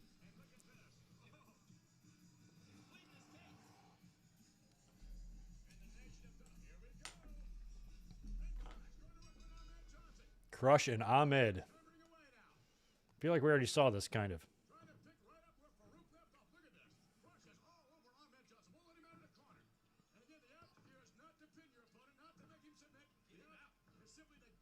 Uh-oh. Ahmed's warrioring up, hulking up.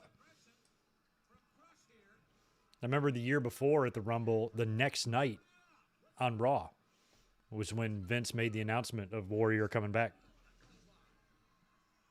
Shocked the hell out of me. I didn't pick up on that on the dirt sheets. So the first thing I heard about Vince, about Warrior coming back, was when Vince said, "And what about the Ultimate Warrior?" I'm like, what about him? You know? And they were going to announce something later in the night. I had no clue. So that was one of those things I was legitimately surprised about, and I didn't get spoiled. All right, KC's got the ball back. They are up by a touchdown, and they are on the move. First down and some. The amazing French Canadians. Thank you for that. Want to have a sidebar, Clarence? Yeah, you ought to have a salad bar to leave. Clarence is really upset. That's right. I remember when Jacques got the win over Hogan. To go right back to the kidneys of Ahmed Johnson. I was always a big Raymond Mark, but I mean, Jacques was good. River powerhouse over the top rope. Just stand there, Clarence. Help him. Can you do that? No, you can't do that. And Ahmed just may go. Yes. Right down on his head. There you go, Clarence. Just trying to get Ahmed out. So big. And any second, someone else is going to join the fray, and it's It's Razor Ramon. Are we not doing theme music here? Maybe we just didn't get. Oh, yeah, they're having some technical difficulties here. Here comes Razor Ramon. His punches have all of a sudden not gotten so good. Razor used to have those great punches.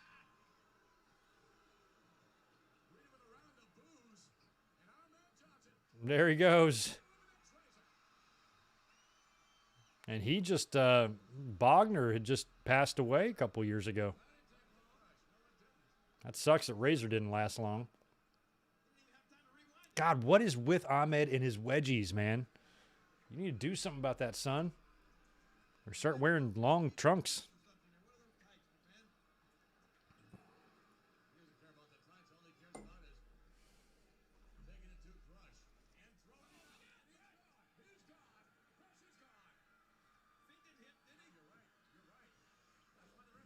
They were going to have Hogan face Dino Bravo at that same show?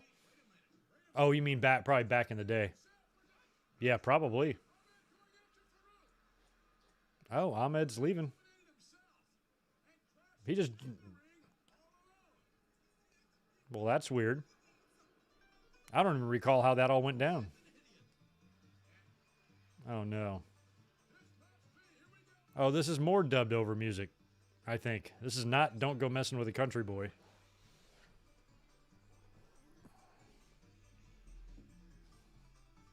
Yeah, Scott Hall looked really sick. Something was wrong with him here. I don't know. He didn't look himself. Here comes Tex Slazenger.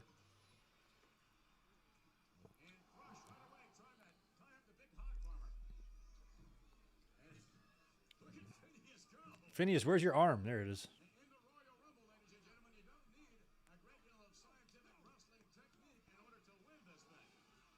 Hillbilly Jim. Hillbilly Jim never changed in terms of how he looked. It's funny that Phineas would wind up being naked Midian because he's anything but naked now.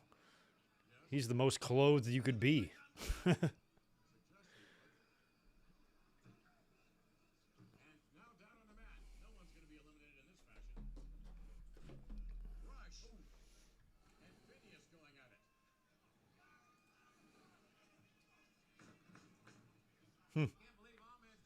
Yeah. Yeah, a lot of guys have eliminated themselves. Randy Savage did it a couple times. But see, one time Randy Savage did it and they let him back in the ring.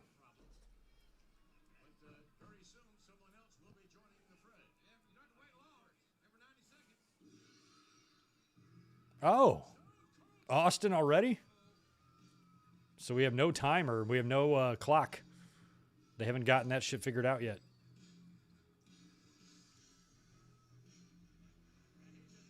Damn, what did Austin enter here? He comes in at what, number 6, and he wins this thing?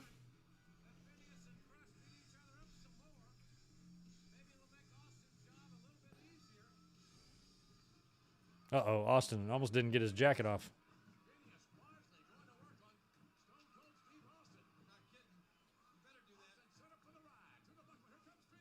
Wow, Austin, look how good Austin's moving around pre-pile driver. He was so good. He could bump. He was extremely mobile. He could work a much faster style, too.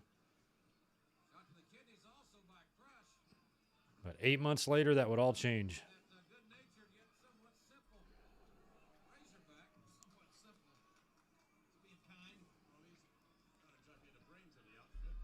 He's been in Mensa meetings lately. Oh, watch out! And Stone Cold just clobbered Rush. But again, remember now, Jimmy Van Rush. Oh, there he goes. Phineas has eliminated Crush. Oh. Oh, Austin talking to him. Look at him. No knee braces yet. This is 100% healthy Austin. And he's by himself. Ooh, we got a smoking gun coming out. I don't know if it's Billy or Bart.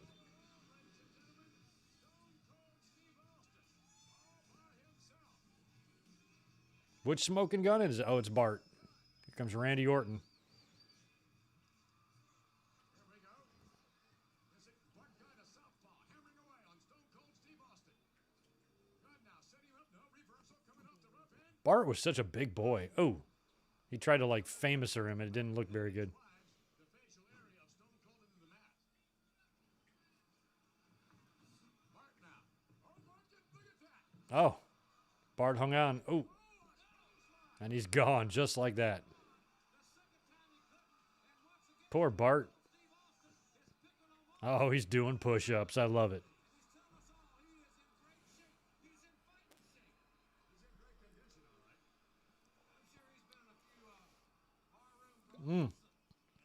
Do the thing. Is this where he does it? Yeah, this is definitely the shot.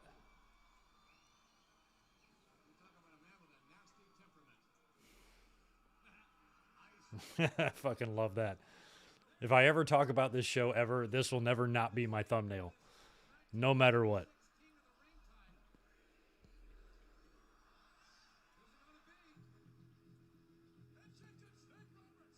Oh, it's Jake.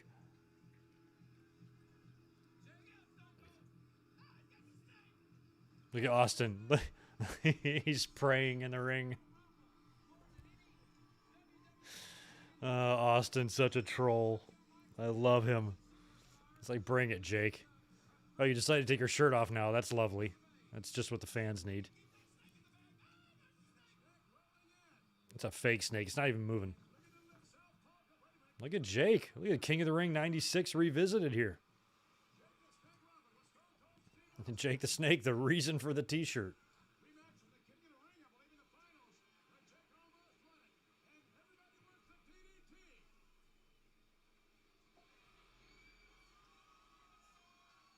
Jake's working over Austin. Yeah, I don't recall seeing Jake after this. I'm surprised he's even here. He returned the previous year at the Rumble.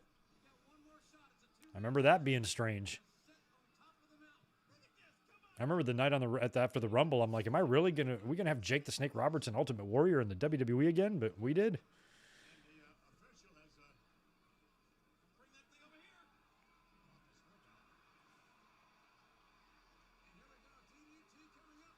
Yeah, this would...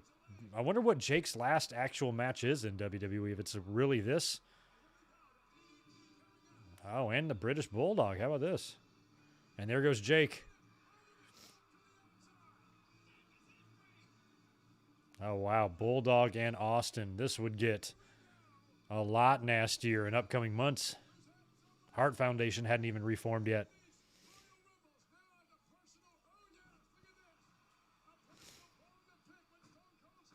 Bulldog and Jake and Austin.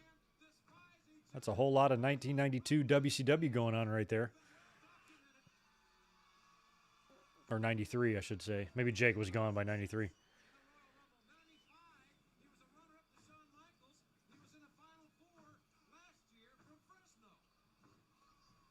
That's right, Fresno.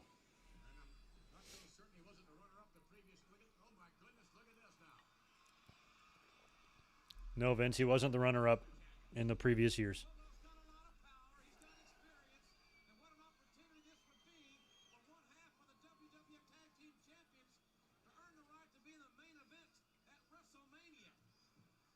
I actually preferred British Bulldog in the longer gear, longer trunks, but he was rocking the shorts here.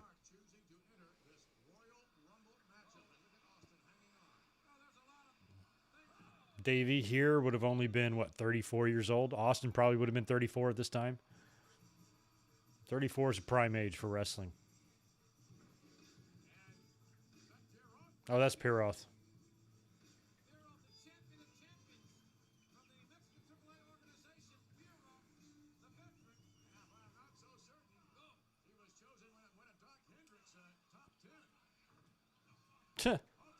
Doc Hendricks picked him in his top 10.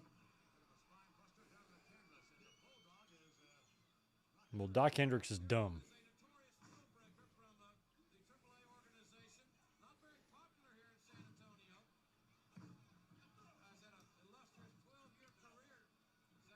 Bulldog duking it out with Piroth. I like it.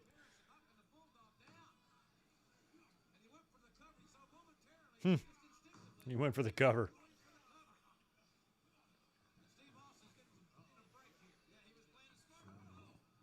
Oh, look at this. Austin and Davey, are they going to team up on this guy? Come on.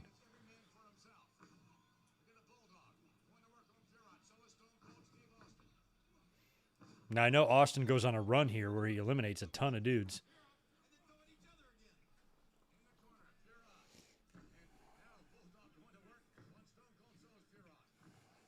All right. Countdown timer's back working again. 5 seconds.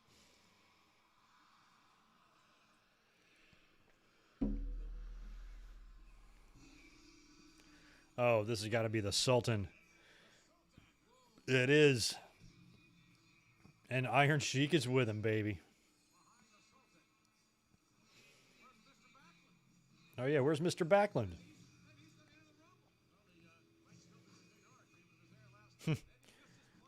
Hey, Austin, this dude's going to run you over with a car soon. You better watch out.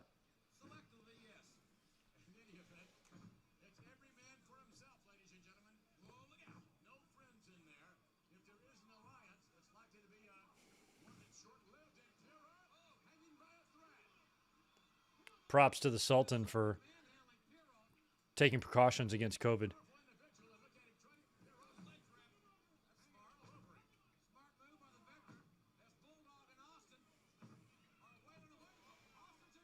Austin is in a lot of trouble over there. He survived. I've always wondered what would happen if somebody went out. If a winner went out, they'd have no choice but to audible it.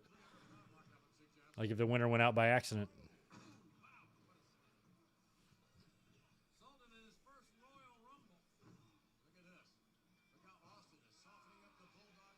Yeah, I don't know who runs Iron Sheik's Twitter. It's not him, but I love it. It's my favorite.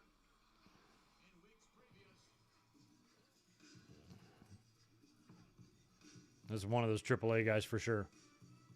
Oh, it's Mil Mascaras. Oh, yeah, they use this theme for the minis and a couple of other.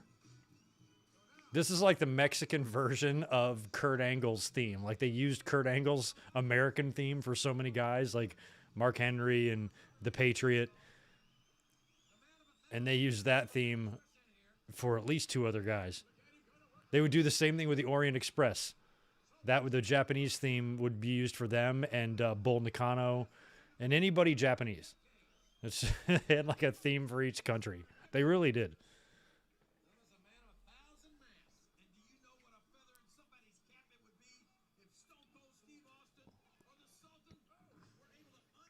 I wouldn't even be surprised if they used Sultan's theme for something. They used his theme for somebody else too.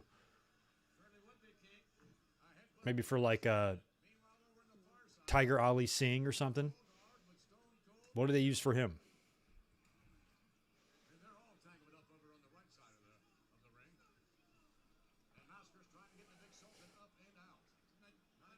Oh, yeah, that's right. Rock, the year Austin did go over by accident in 96. But, like, if that happens and you're not scheduled to win it, no big deal. But, like, if a winner goes out, that's going to be a tough audible to call. Oh, it's Triple H.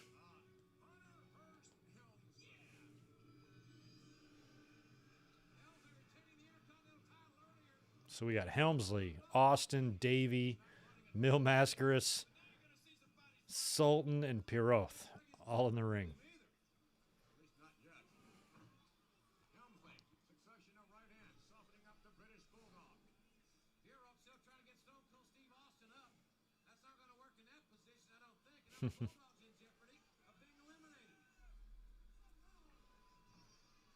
Where's the deal where Mascaris eliminates himself? Mil Mascaris has got that old man body. Look at the size of his ass. Oh, there goes the Sultan. He's probably like, Rikishi's probably like, good, I can't breathe through this fucking thing anyway. Yeah, Mr. Hughes did not accompany Triple H down there, so. Yep. Triple H in Austin.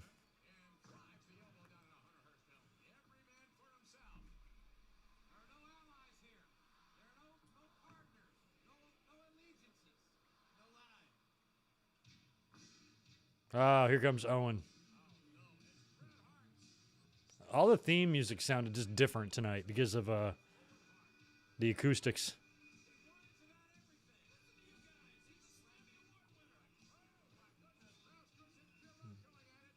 Owen's like, hold my slammy. Oh, he hasn't gotten the second slammy yet. That's going to come right before WrestleMania. Don't worry, Owen. You'll have two soon.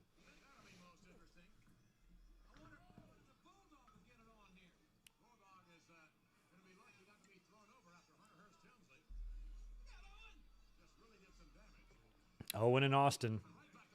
Look at this. Very interesting. See, these guys really weren't even at each other's throats yet. There was really no real beef, I don't think. If anything, I think Owen and Davey were more inclined to be on the side of Austin than vice versa. Oh, and there goes Davey.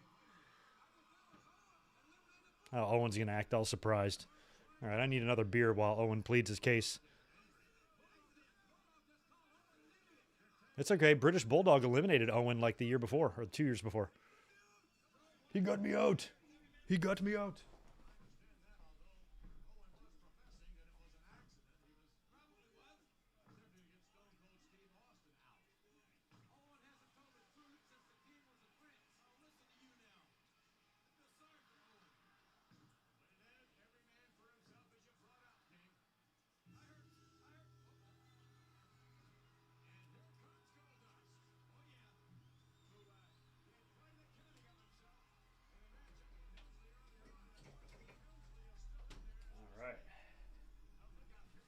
Goldust is coming out now.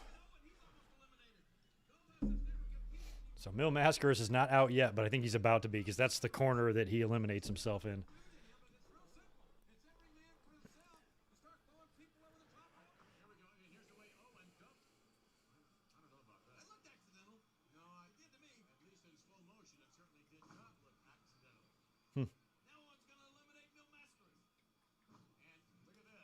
Austin and Goldust going at it in the middle.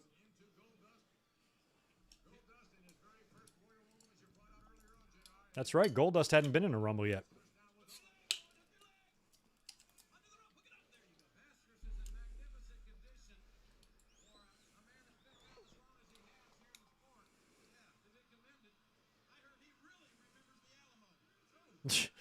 I hear he really remembers the Alamo. His social security number is 1.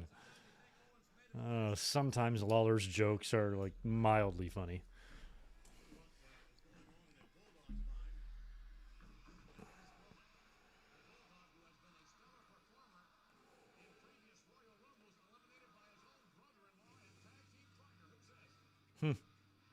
Oh, that's definitely.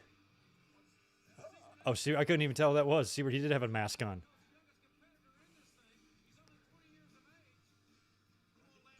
There's probably about 12 guys I can think of that they featured a lot on TV for that brief couple of months there.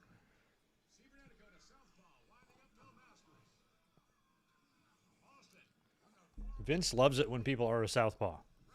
He loves it. It's his favorite.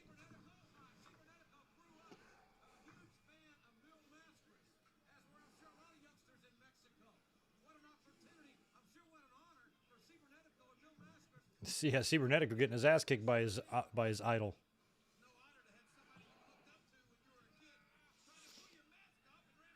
Yeah, damn. For real.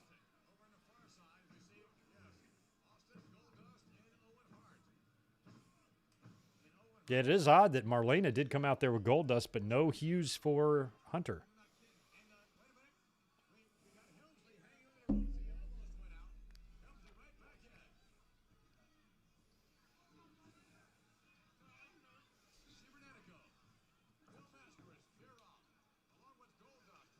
All right, who is next? Triple H, almost out. Nope, he hangs on. Oh, that's Johnny B. Bad. And Sable. Oh, Cybernetico went out. Now check out Mascaras here. I think this is where he's going to eliminate Peroth, too. Wow, you know what? And he just dove off the top rope. Honestly, though, you know what I've never noticed? Is that really elimination, though? He climbed out first to get to the top rope. So, like, that would be the same thing as if you rolled under the bottom rope and were fighting on the outside of the ring. Then you jumped up on the apron, got on the top rope, and jumped off to the floor. Did you really go over the top rope? You were on the outside of the ring. So what he should have done is stayed on the inside of the ring, climbed to the top rope, and jump off. But he went through the ropes. He went under the bottom, the top rope, and then to the outside. I've never even noticed that before. But I don't think Mil Mascaras should have been eliminated there.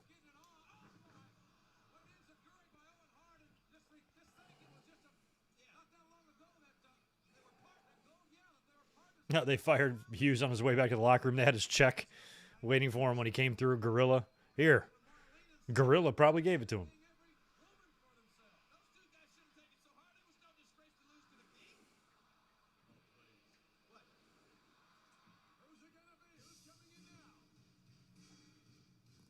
Finally, Latin Lover. I've been waiting all night for you.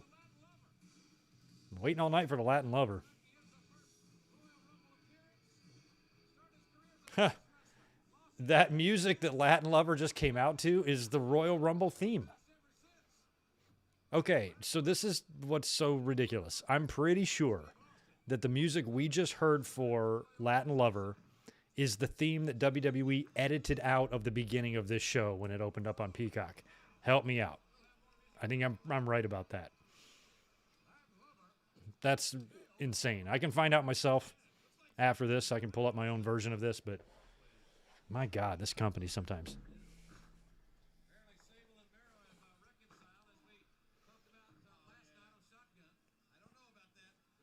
They've reconciled. That's right. They were trying to do.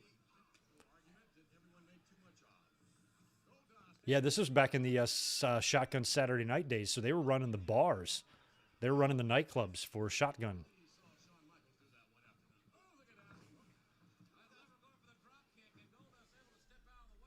KC's up 21-7 on Pittsburgh now.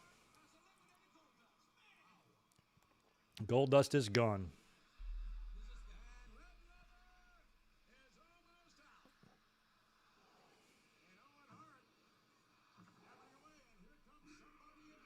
Here comes Farooq. Yes, a lot of people have felt Sonny was way hotter than Sable at that time. I kind of agree, but at the end of the day, Sable got the last laugh because Sonny can't keep her ass out of jail, and Sable got the life everybody would want, married to Brock Lesnar, plenty of money, family, stability. She wins. Goodbye, Latin Lover, courtesy of Farooq. Oh, Austin took Farooq down hard. God, look at it. So much WCW going on in there. Johnny B. Bad and Ron Simmons and Stunning Steve. Oh, Lord, here comes Ahmed with a 2x. That's the biggest 2x4 I've ever seen.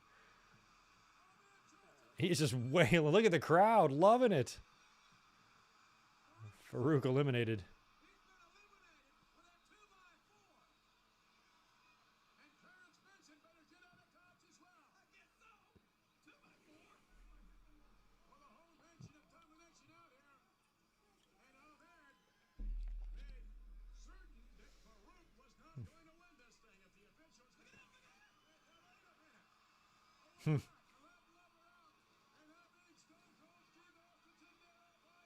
Oh, that's right. He's back in there again.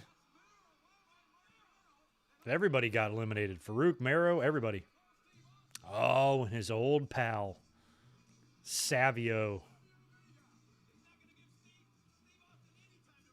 WrestleMania rematch right here.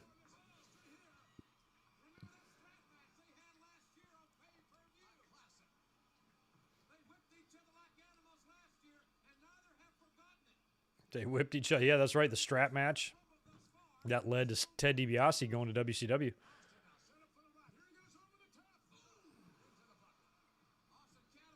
Nice. Quang doing a number on Stunning Steve.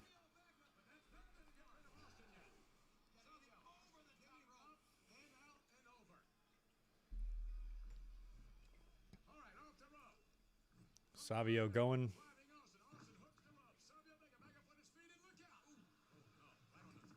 There he goes. Damn, poor Savio and Bart Gunn and a few others, man. They got all their gear on. They flew out to San Antonio to work for 8 seconds.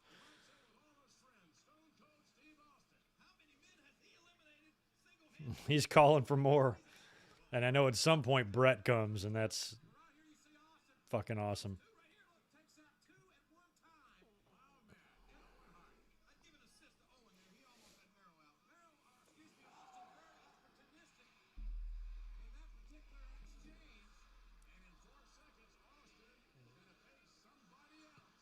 Who's next? Oh, it's Double J. I ain't got no job anymore, and I'm not gonna get vaccinated because I'm a dumb fucking it. Okay. Goodbye, Jesse James. The real Double J.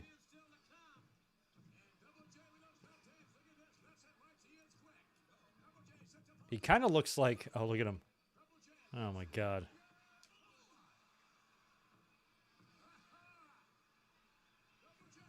He kind of reminds me of Chris Penn right there. Oh, he hung on. Oh, not for long. Goodbye, Rhodey. Hey, in 11 months, I'd be sitting there ringside to watch him and Billy win their first tag team titles ever against the LOD. Things would get better, Jesse James, despite your stupid look, name, song, entrance, persona, personality, presentation, talent, voice. All that would get better.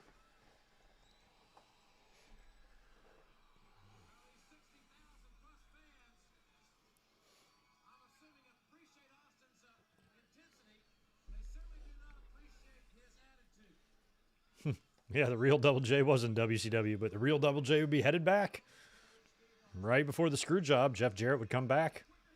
Cut that dumb promo. Promo probably cost him some money because after that, Austin never would agree to work with him. Here comes Brett. I love that. I love that shot. Austin's like, you can see it in his face. He's like, oh, shit. But you know what? No, bring it, motherfucker. I hate you. Let's fight.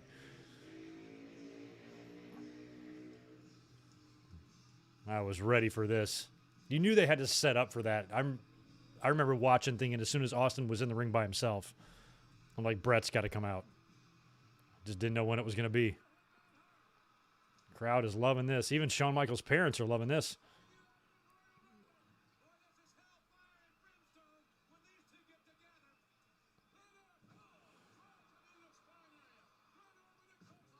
Damn.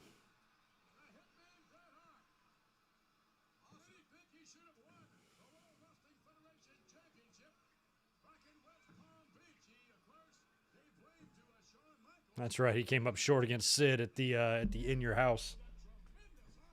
Now he's kind of got a little bit of an attitude now. And then in a couple of weeks, they would do the cage match on Raw where Brett would snap and all that.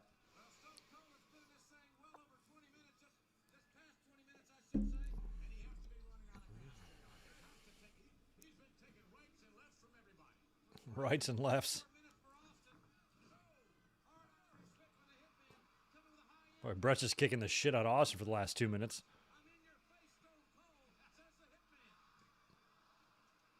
Sharpshooter.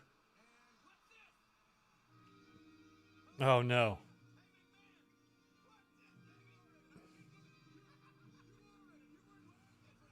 Oh, God.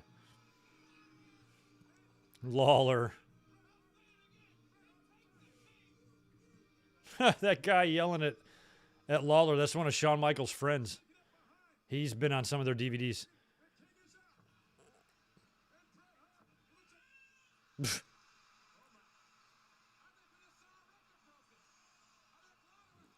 Lawler's lit. He's going right. I like he goes right back to the announce desk.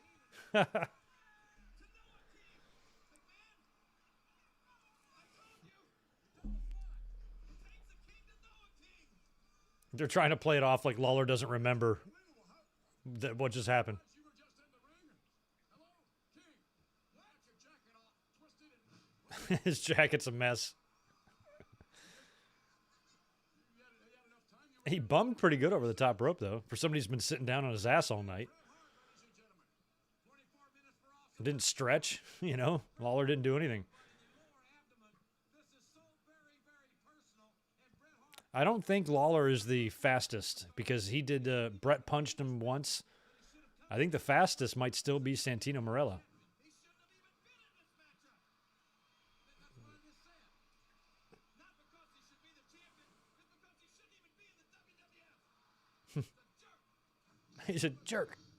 Oh, here comes Diesel.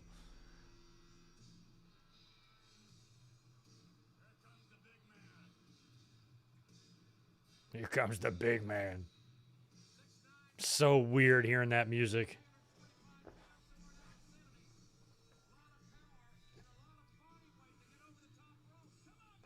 This was pretty much the end of Razor and Diesel. I don't think either one of them made a... Look at how the shape he is in.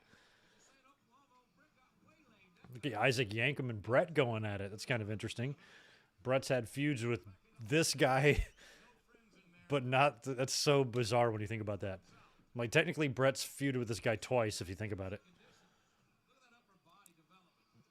Only 7 more individuals to join the fray of the 1997 Royal Rumble match. The winner of which goes on to WrestleMania to face the World Wrestling Federation. I used to call him Big Daddy Kane, Isaac Jacobs. That used to be what I called him.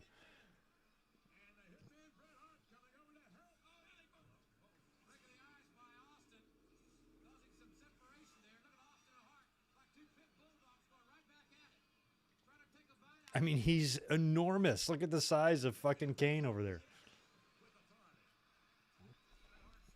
I'm glad he finally found something that worked with that Kane gimmick because he was just too big and too good to waste. Terry Funk is halfway down the aisle way before the... He just doesn't give a shit.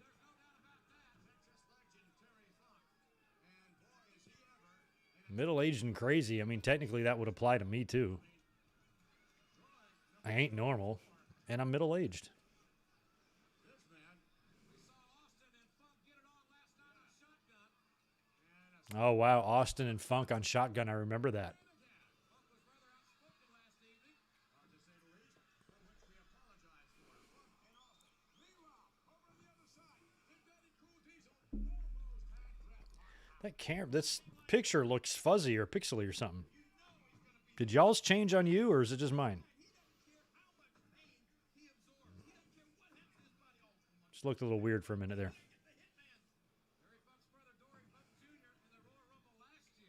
That's right. Dory was in 96.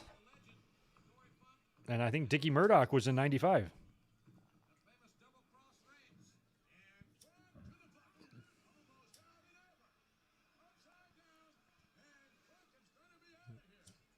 Funk is going to be out of here. Yeah, I mean, to the best of my knowledge, Funk hadn't worked in WWE since, like, when he came in 86 or late 85. Oh, bad-looking pile driver.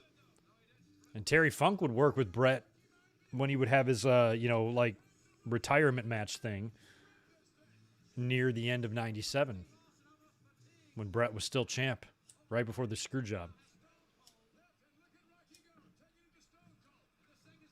Ooh, look at that. Rock and Austin going at it. Rock and Austin and Kane. I think all three of these guys were like the final 3 in like the 2001 Rumble, right? 4 years later.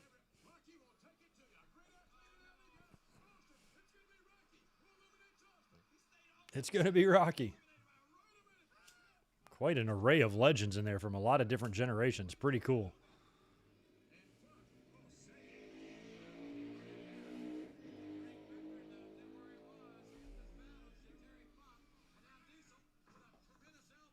Kane's DVD for Christmas last year. I got a Kane DVD somewhere up there.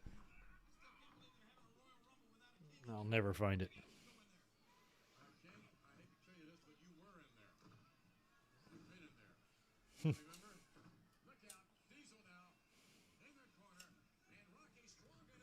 Oh my God, it's 34-7 now all of a sudden. I missed a lot. Was that a pick six or something? How did they put so many points on the board that quick? Now, there's Hill catching a touchdown. Wow. All right, well, this game's over. KC beat the shit out of Pittsburgh. No kidding. How did I not know that? Terry was Brett's last match in WCW? That's kind of fitting. And here comes Mankind. Look at the legends in this ring, y'all.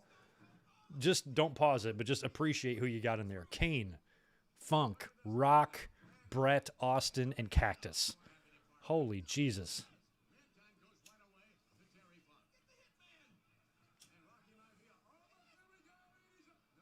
That's an incredible Hall of Fame list right there.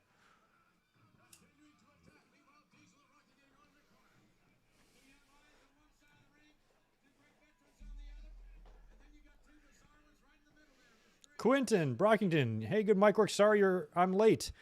That's okay. I'm going to need 50 push-ups on your knuckles. Knock that out. Let me know when you're done, and you're forgiven.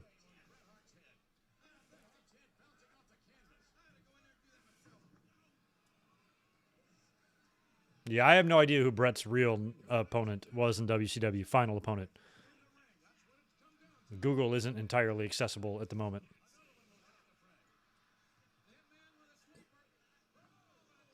Oh, big jawbreaker by Austin to Brett. Oh, you are so funky. Here comes Flash. Wearing a Carolina blue. How he runs. How he runs to the ring. I love it. Okay, I love that. If that's true, Brett worked Funk in his last match, that's almost fitting.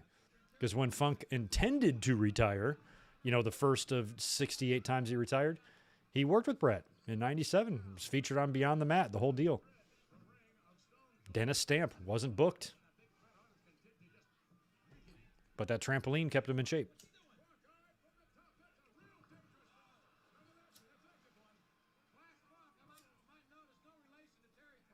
Flash Funk and Terry Funk in the ring.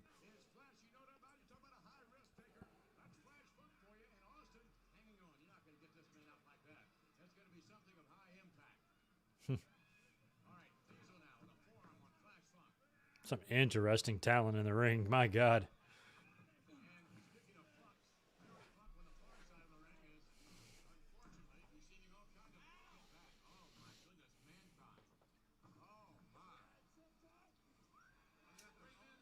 Yeah, the kick, the Starrcade 99 was the injury. And then I think Brett worked early into 2000, and then that was it, right? Oh, Vader is hitting the fray now. Jesus. I mean, there are some stars. When Too Cold Scorpio is your smallest piece of talent in there, in terms of name recognition, that's not too bad. Vader, Austin, Brett, Cactus, Rock, Funk, Jacobs. My God. I'm just admiring these 8 guys in there right now.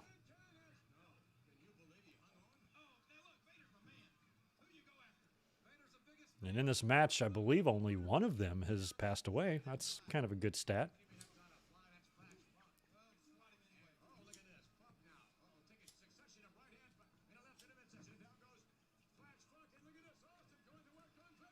Austin really going to work on the boiler of Vader. Oof.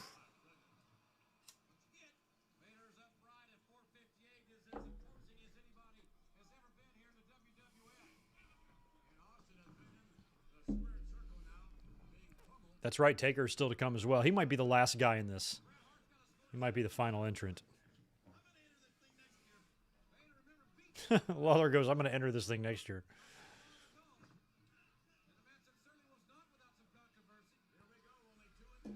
Oh, only 2 more left. So I don't know who number 29 is.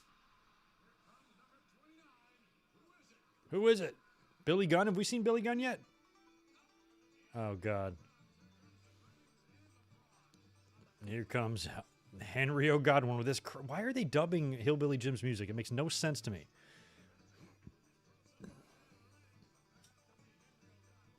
This makes no sense at all.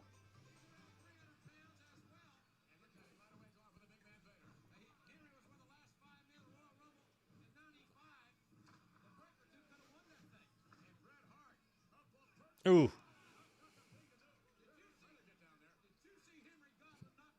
Yeah, and Henry Godwin knocked the shit out of Vader. Jesus. Yeah, you should be impressed by Henry Godwin. He's a big, tough dude. That stupid ass hog farmer shit. Not that Shanghai Pierce was really that much better in WCW, but still. They could have just made him a Vader type of gimmick, like just an ass-kicking professional wrestling monster, and I would have been fine with Canterbury. Big old country boy. How can you not like that?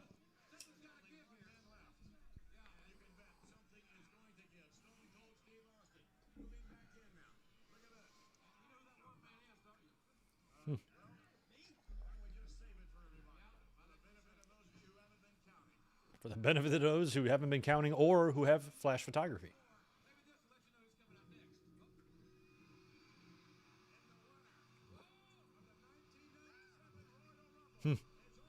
You would think if Undertaker lost a match during the show and then comes out number 30, how does he not win this?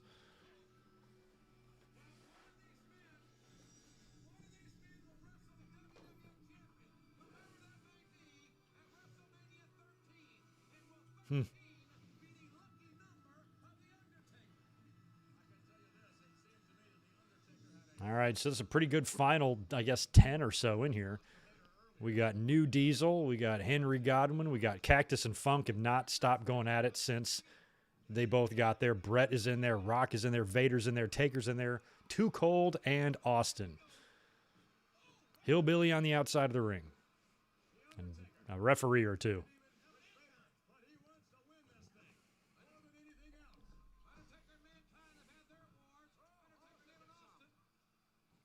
Yeah, it would take Undertaker forever to win one of these Rumbles, wouldn't it? Is 2007 was his first one, right? Took long enough. Oh, Vader and Undertaker better at least eliminate Vader. Oh, look at this. Brothers of Destruction going at it.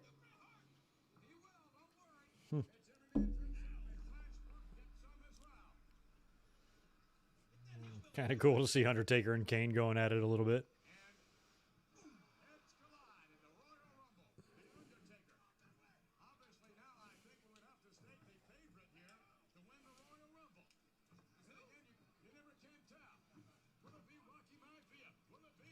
Ooh.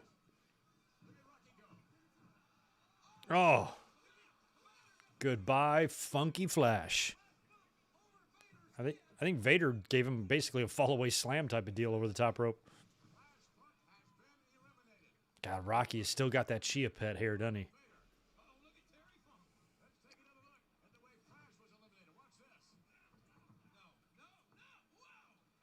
That is very, very strong by Vader. When you look at this ring and everybody in it at this time, Henry Godwin and The Rock are the least big stars in this ring right now. The Rock.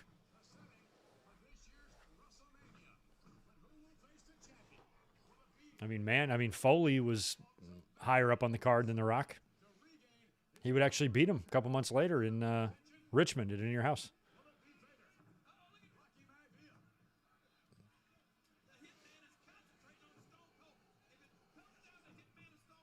Yeah, it would take 10 years from this show for Taker to finally get that elusive Rumble victory. Damn, 40 minutes for Austin.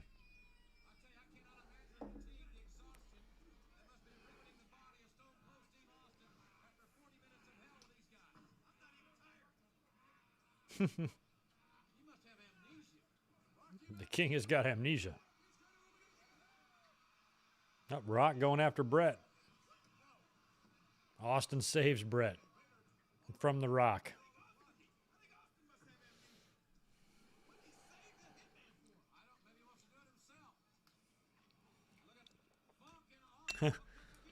I don't know. Rock's hair seems too flowing or wavy to have like hair like Kid. Kid had that flat top like eraser head. Rock's not so much of an eraser head, more of a chia pet head.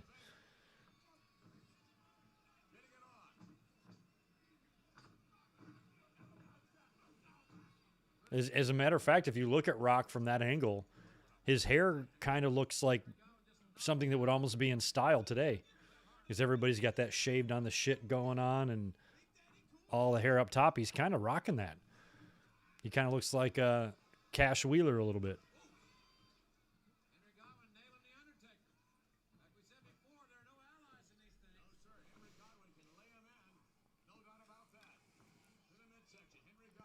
Well, this is our final 9 competitors here, so.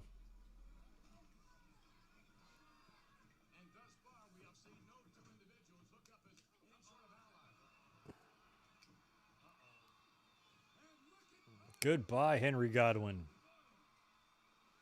Now we got some serious legends in that ring. Look at this ring right now.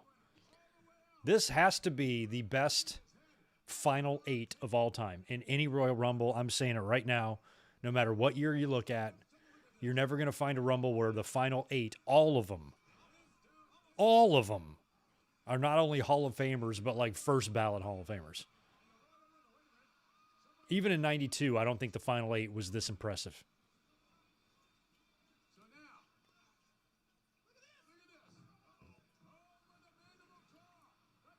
Oh, Rock is gone. Don't worry, Mankind. In 2 more years, The Rock is going to pay you back for that elimination in the form of 66 chair shots to the head and face, nose, neck, breast, chest, and head. You'll love it.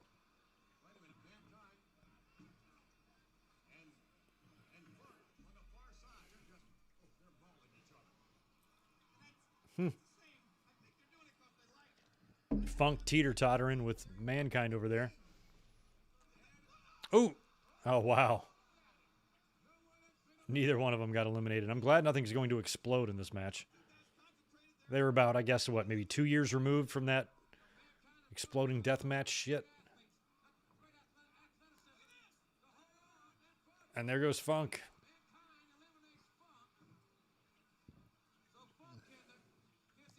Okay, so I think the refs are going to get distracted here with Funk and Cactus.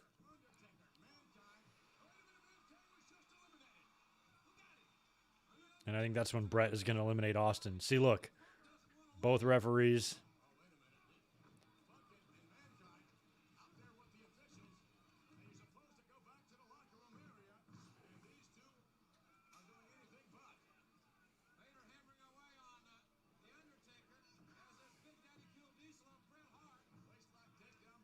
Look at Austin taking down Diesel, where the year before it was the real Diesel that caused Austin to get eliminated early. And there goes Austin. And the crowd goes nuts for that elimination. The referees didn't see it.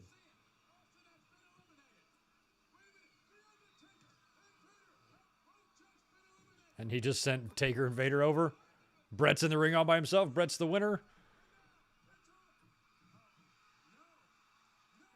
Ha! And Brett like goes ape shit.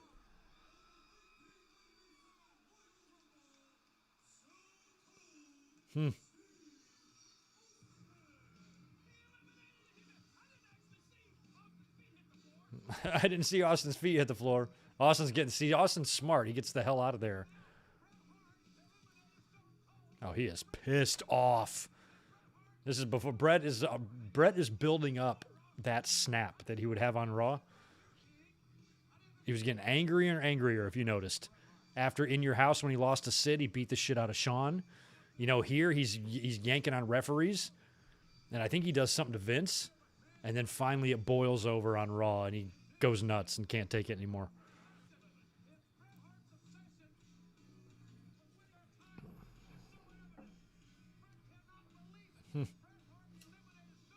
Brett is pissed.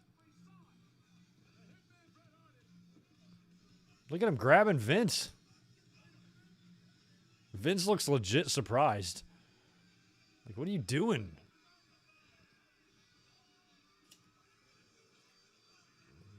They did a good job of making you think, even here, like we're in January. The screw job didn't happen until November. Even here, it makes you think that there's some sort of internal bad blood with Vince and Brett. Like, 2 months ago, Vince just paid you all kinds of money. You showed your loyalty to him. Like, but they made all this very convincing, you know?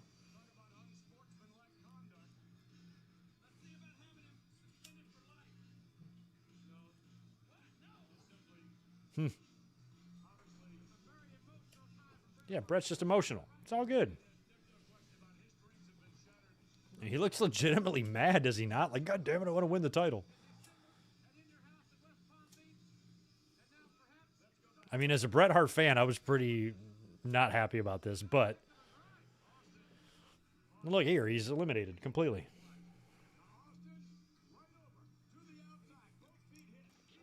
Both feet.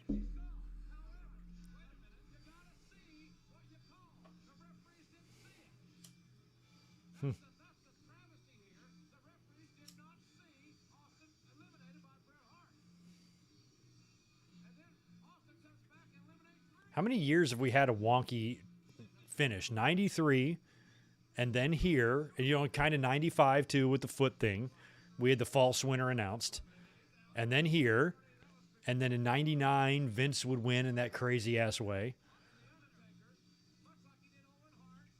2005 would have the Cena-Batista weird finish.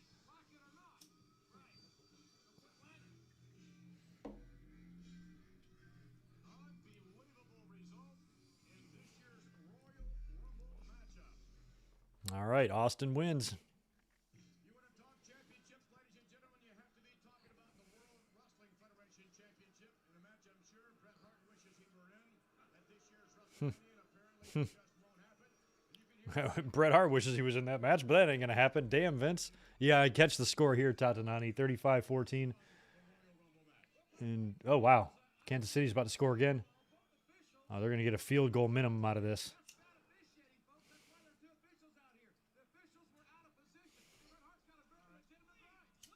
Oh, yeah, Rock and Big Show as well. Although I'm not sure if that one was really planned. I think The Rock was planned to be the legit winner there. I just think his feet hit first, and then they used it, ran with it.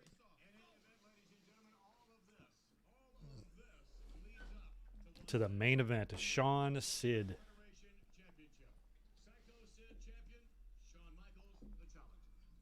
Bad attitude. For Psycho Sid, it's second nature. For Shawn Michaels, bad attitude comes from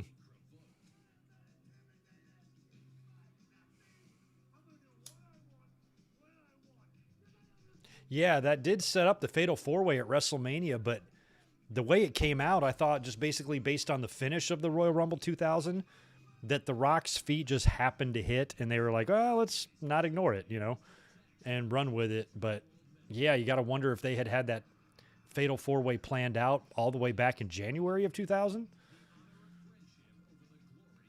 I think The Rock should have just won, gone into WrestleMania to face Triple H in the main event, and beat him. That's all you had to do that year, and WWE tried to get cute and turned out to be one of the worst WrestleManias of all time. Sometimes simpler is better. That's the WrestleMania that I don't think had any one-on-one matches on the whole card. Everything was a multi-man deal.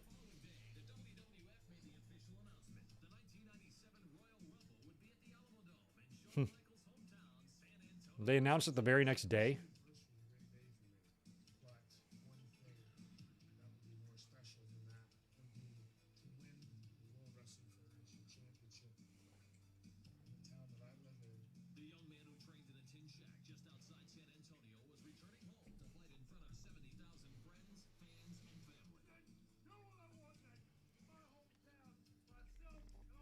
Would have been interesting to see how this would have all played out had it been Vader. Probably would have been the same. But I do like Sid. I'm almost glad it went that way because I thought Sid looked so good with the championship. I think it hurt him a little bit because they booked him as such a pussy in 95. He was just Kevin Nash's bitch. And then all of a sudden in 96, they want to act like he's some monster threat. But I'll tell you what, man, he looked good with that title.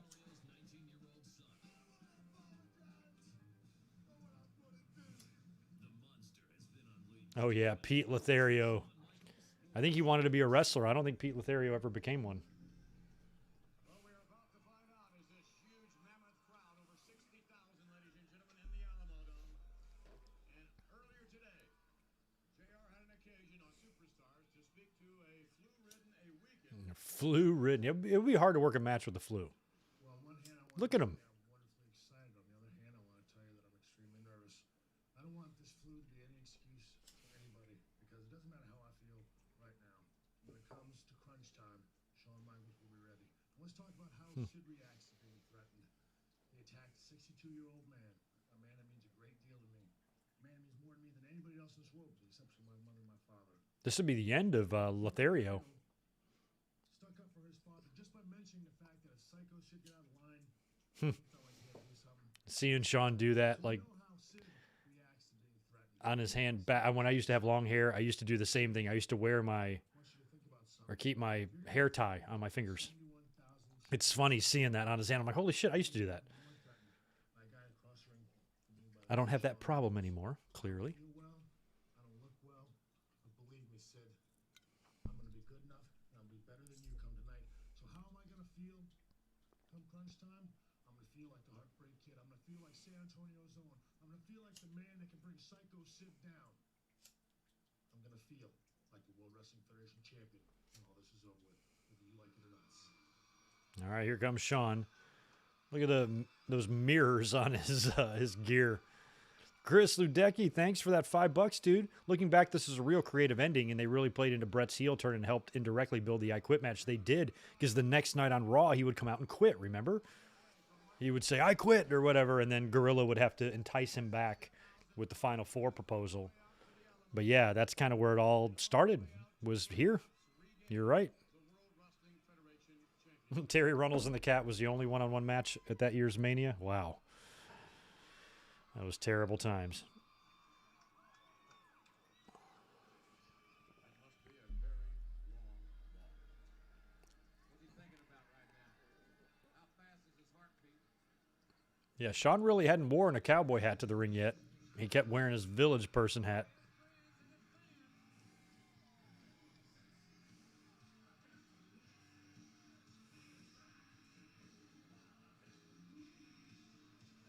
And there he is.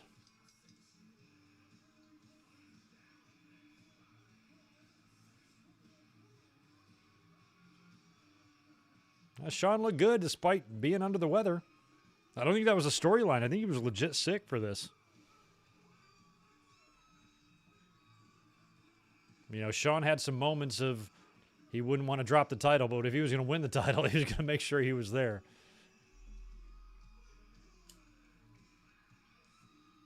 Exactly, John. I was basically saying the same thing. If Shawn was dropping the title here, not winning the title, he might not have been there. Although, oh, it's 42-14 now, Kansas City. Although, he's dropping the title at WrestleMania 14. You know, when he got injured in the casket match, he was supposed to work in your house. He didn't.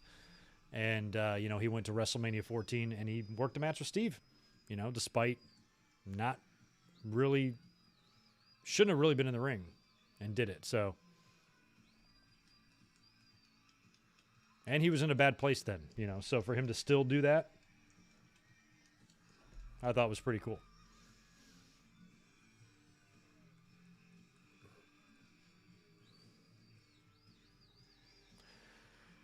I'm into a 2-night WrestleMania. I'm okay with that. Somebody asked about a 2-night Royal Rumble earlier on, and would definitely not. But Mania, yeah, I'm fine with it.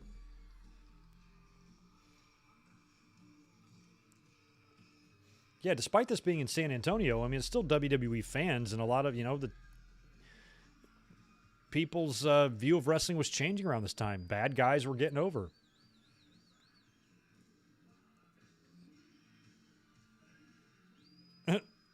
She's dancing hard. Can you imagine if you have the flu and you have to do a sexy dance? I wouldn't be able to do it. If I'm going to do a sexy dance, I got to feel good. I can't be having COVID.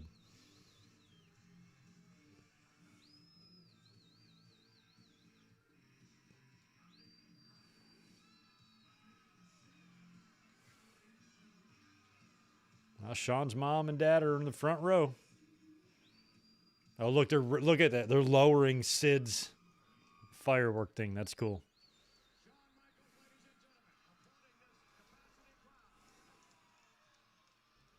Here comes Sid.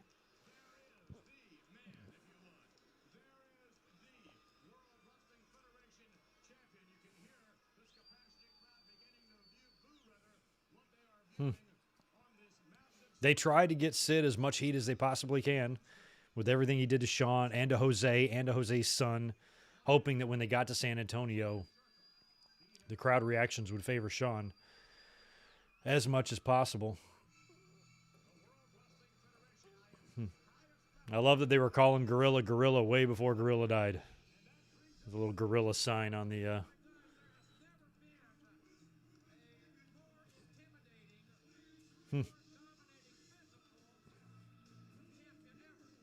And they caught him in the nick of time here. By the time he was winning the title in WCW 3 years after this, 2 years after this, I felt like Sid was already kind of washed up. But here, you know, this goofy ass, I have the half the brain that you do, promos and stuff, but I still thought he was just such a badass here. And like if he would have been built like this the year before, 2 years before when Diesel was champion, it would have made much more interesting power struggle. But I think WWE was just firmly behind pushing Nash, and they made Sid look like a huge pussy in that feud. He just lost every match he wrestled in 1995. So for them to turn around and have him come back in 96 as unbeatable and wins the title, it was weird. I like when he used to do that. I smell the power bomb. I didn't know power bombs had odor. Apparently they do. Anybody in the chat know what power bombs smell like? Chicken, maybe? Crackers, something like that. All right, Pittsburgh, you got this.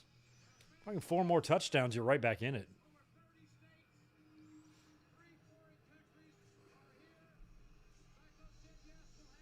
Yeah, Sid was in Ready to Rumble. A lot of guys were. Saturn, Goldberg, Canyon.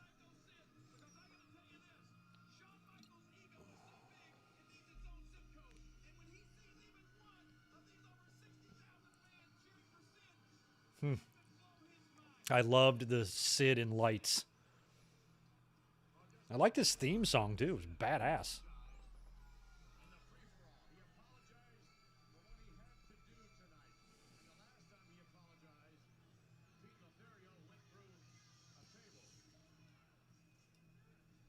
Power bombs smell like victory. That they do.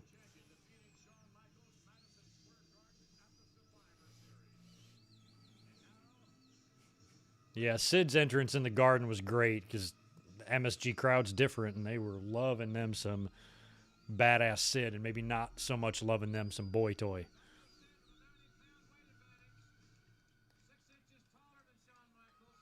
6 inches taller, 100 pounds heavier.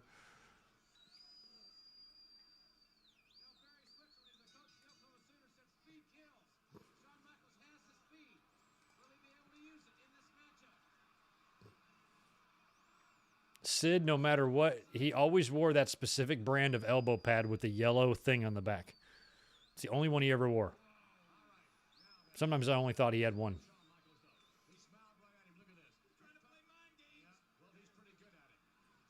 Shawn is very small compared to Sid.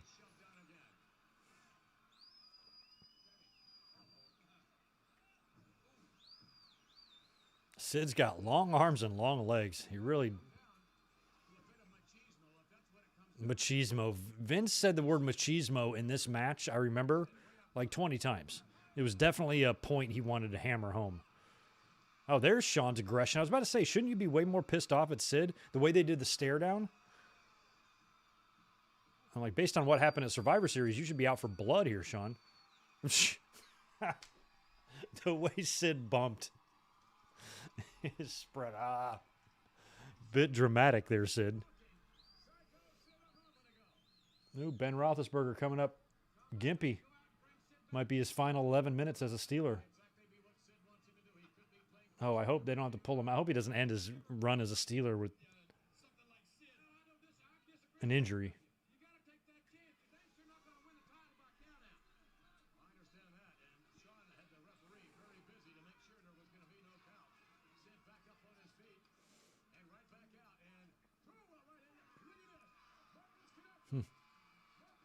There he goes.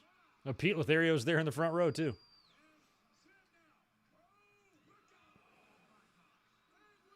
Wow, what a press slam. Oh, Shawn going for the eyes.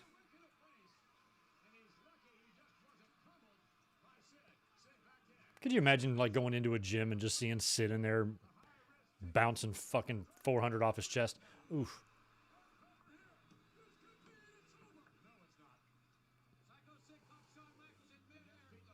Pete Lothario. Anybody got an update on Pete Lothario? Whatever happened to him? You talk about the most generic, bland, and normal-looking dude you could ever find.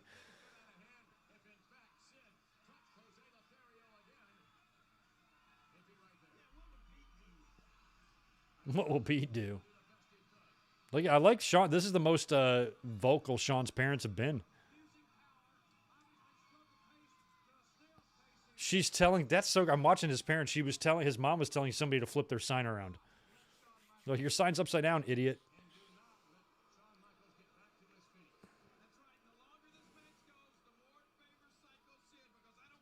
Yeah, Sid was down with that elbow pad. It was just his WWE elbow pad. I don't know why.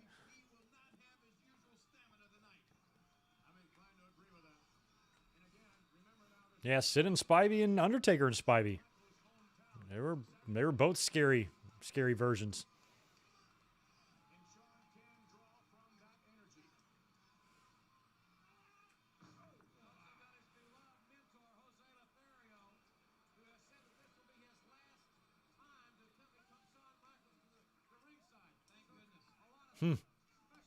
What's up, Nick? Good to see you. Missed you too being up here. Geritol on the rocks. What is Geritol?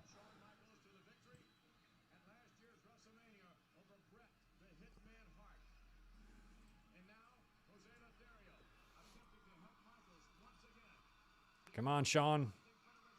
Find the boy toy energy. You got to dig deep in your inner boy toy. These Texas trunks that Shawn's wearing, I'm pretty sure that later, okay, so he would lose his smile, right, in a couple months. The match that he returned on Raw and won the tag titles with Austin, I'm pretty sure that's the gear he wore. Because he wouldn't wear them again. He'd work a little bit, maybe, and then he'd lose his smile, and then that was it. So he never got a chance to wear this gear again until he came back on Raw.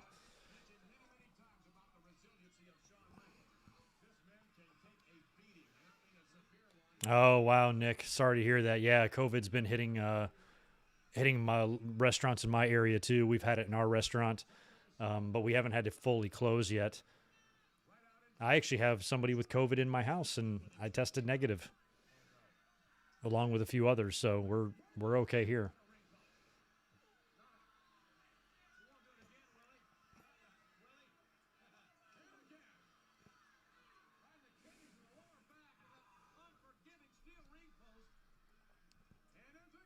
One. Oh, Sid rammed Shawn a couple times in the ring post and got a near fall on him. I love that Jose's wearing the cowboy hat.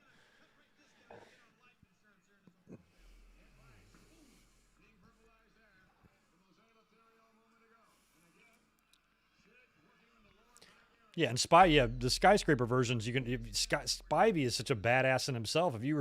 If you join Taker or Sid with him, either way, that's going to be a badass team.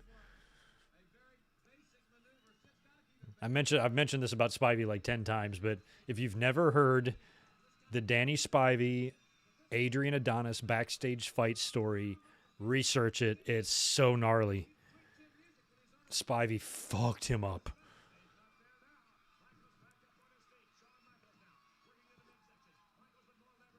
Oh.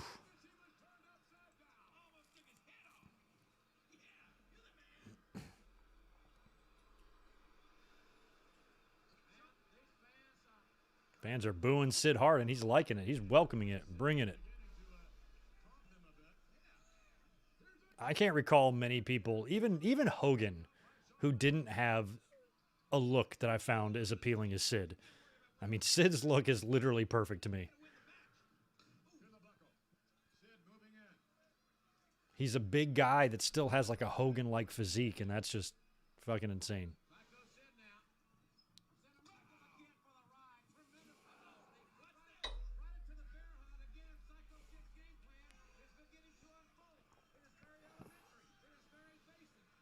Thanks, Victor. We'll all be good here. It's my girlfriend's daughter, but the rest of us are okay, and I am too, which is good. Since COVID started, I'm yet to get it. It's probably because I'm immortal and impervious to any disease. Most likely, anyway. You know, that's what I'd guess. I mean, what else could it be, really, other than immortality?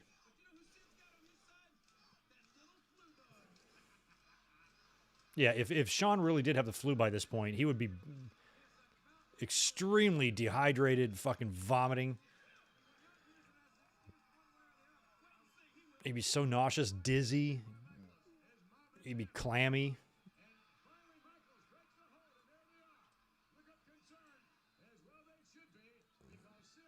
Yeah, Nick, I saw the Ali stuff. We're going to be talking about that tomorrow night because I'm going to be up here for a Raw review.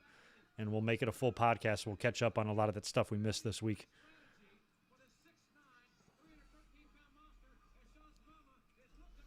Shawn's mama is looking on.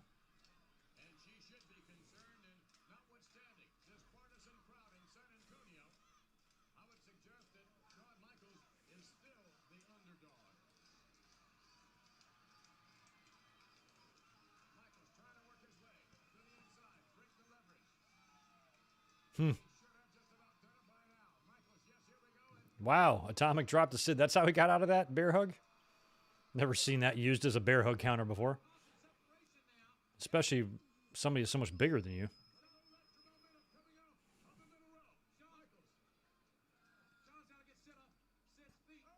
Oh, yeah, you saw a lot of NWO posters in WWE back in the day. It's kind of hard to avoid.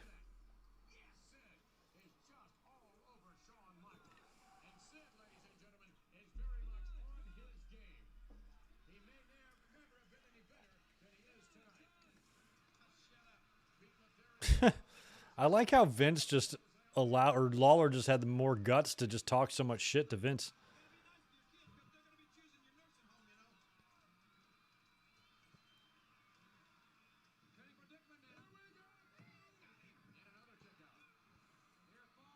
Sid is going for a big leg drop, I think. Yep. Big leg drop. That move used to win matches. Nope, not anymore. No, I haven't seen any Wyndham stuff from 2022. I'll take a look. Are they on social media?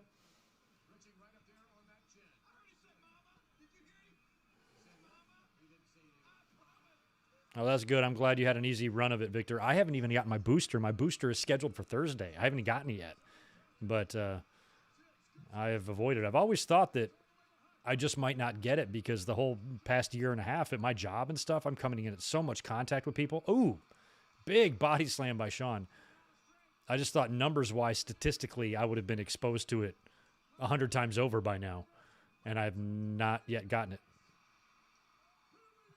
All right, Shawn with the kip up. Sid's in big trouble. Top rope.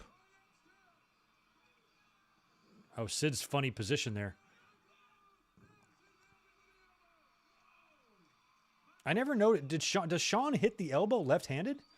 I guess I've never noticed that about him.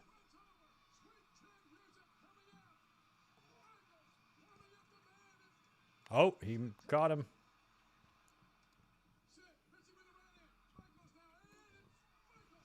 Wow. Very similar backdrop that would injure Shawn the very next year, right? The casket match. Almost the identical bump, except no casket. It's the same exact bump. Oh, power bomb to the outside.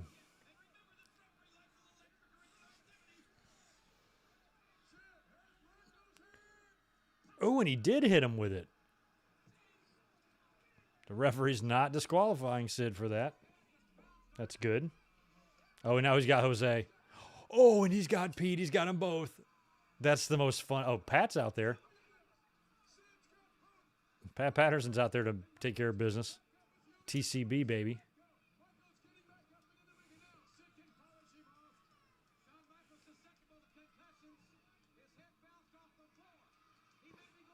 Yeah, he's susceptible to concussions, all right. Oh, Earl's going to bump. There he goes.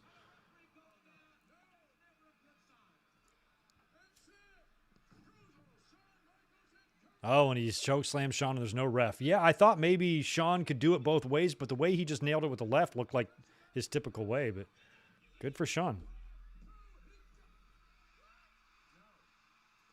I never really thought about that with Savage. Did he drop them both? Will he drop a left on you if you were laying that way? We got two referees in this match. Oh, Sid just beat up. Yeah. And Lawler goes, we didn't need another official anyway.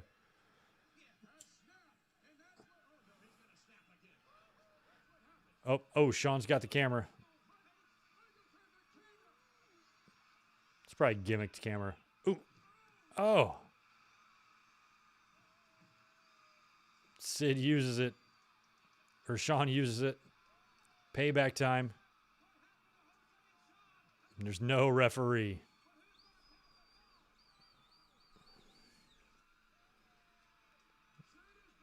Look at Jose is like, get over there and count. One. Two. And Sid kicks out. Love the near fall. Shawn's not done. You got to tune up the band first.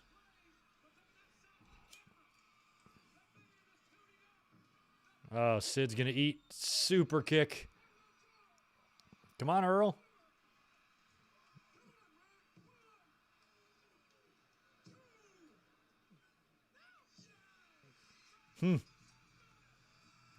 Earl with the extremely dramatic 3 count.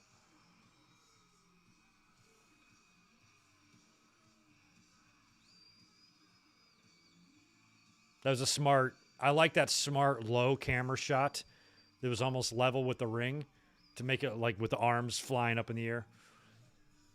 Because if you did a wide shot, you might not see a lot of the fans going nuts. Oh, there's his mom. Clapping for her sexy boy.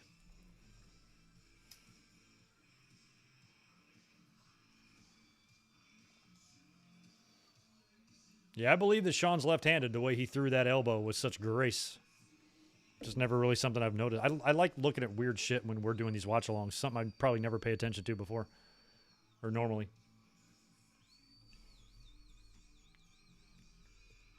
Oh, good. Pete Lothario's back in his seat where he belongs.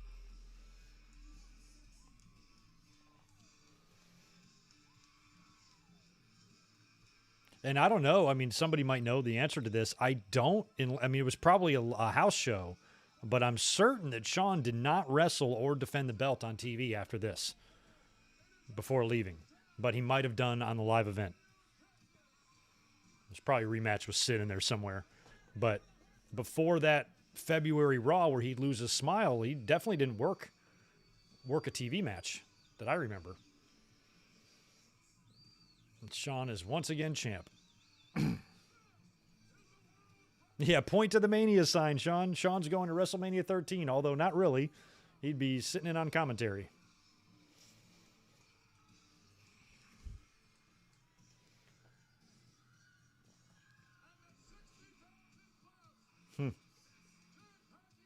Yeah, WWE, man, things were weird at that time. They were really battling hard.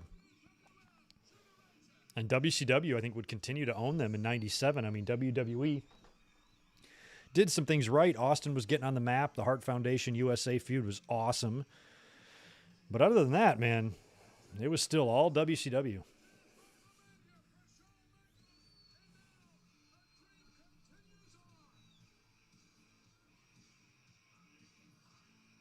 He makes them hot. He makes them shiver. Yeah, Shawn never defended the belt, definitely not on television. But I thought maybe he made a TV match, but I don't think he did. He was supposed to defend the title on that Thursday Raw. Preempted for the dog show.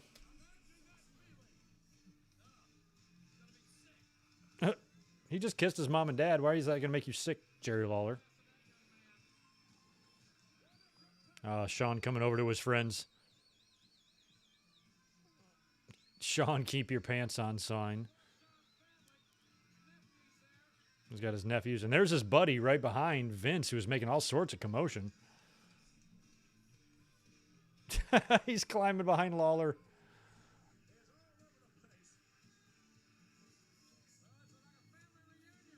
Look at Vince trying to get out of the way.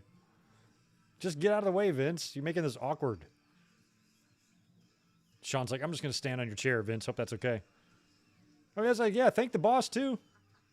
Thanks for giving me the strap again. I'm going to give it back to you in a couple weeks because my smile's going to get lost. I can't find it. One of these fuckers took it. One of those dirty people in San Antonio stole my smile. Oh, yeah, shake your booty, Shawn.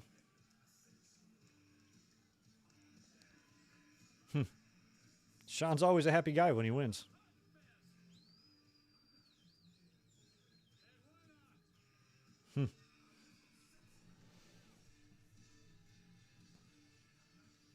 Shawn was stepping on 5 volumes of Encyclopedia Britannica. Young people in the chat, you who might not understand what Regina is talking about, just Google Encyclopedia. You'll find out what those were. They were like stacks of paper that were organized alphabetically, and you could read through them, like reading, top to bottom, left to right, group words together to form sentences. That's what you did with those things. And you could learn about stuff in encyclopedias, and you could buy big sets of them and shit. Also, Google newspapers. You'd be amazed to hear what those things were about.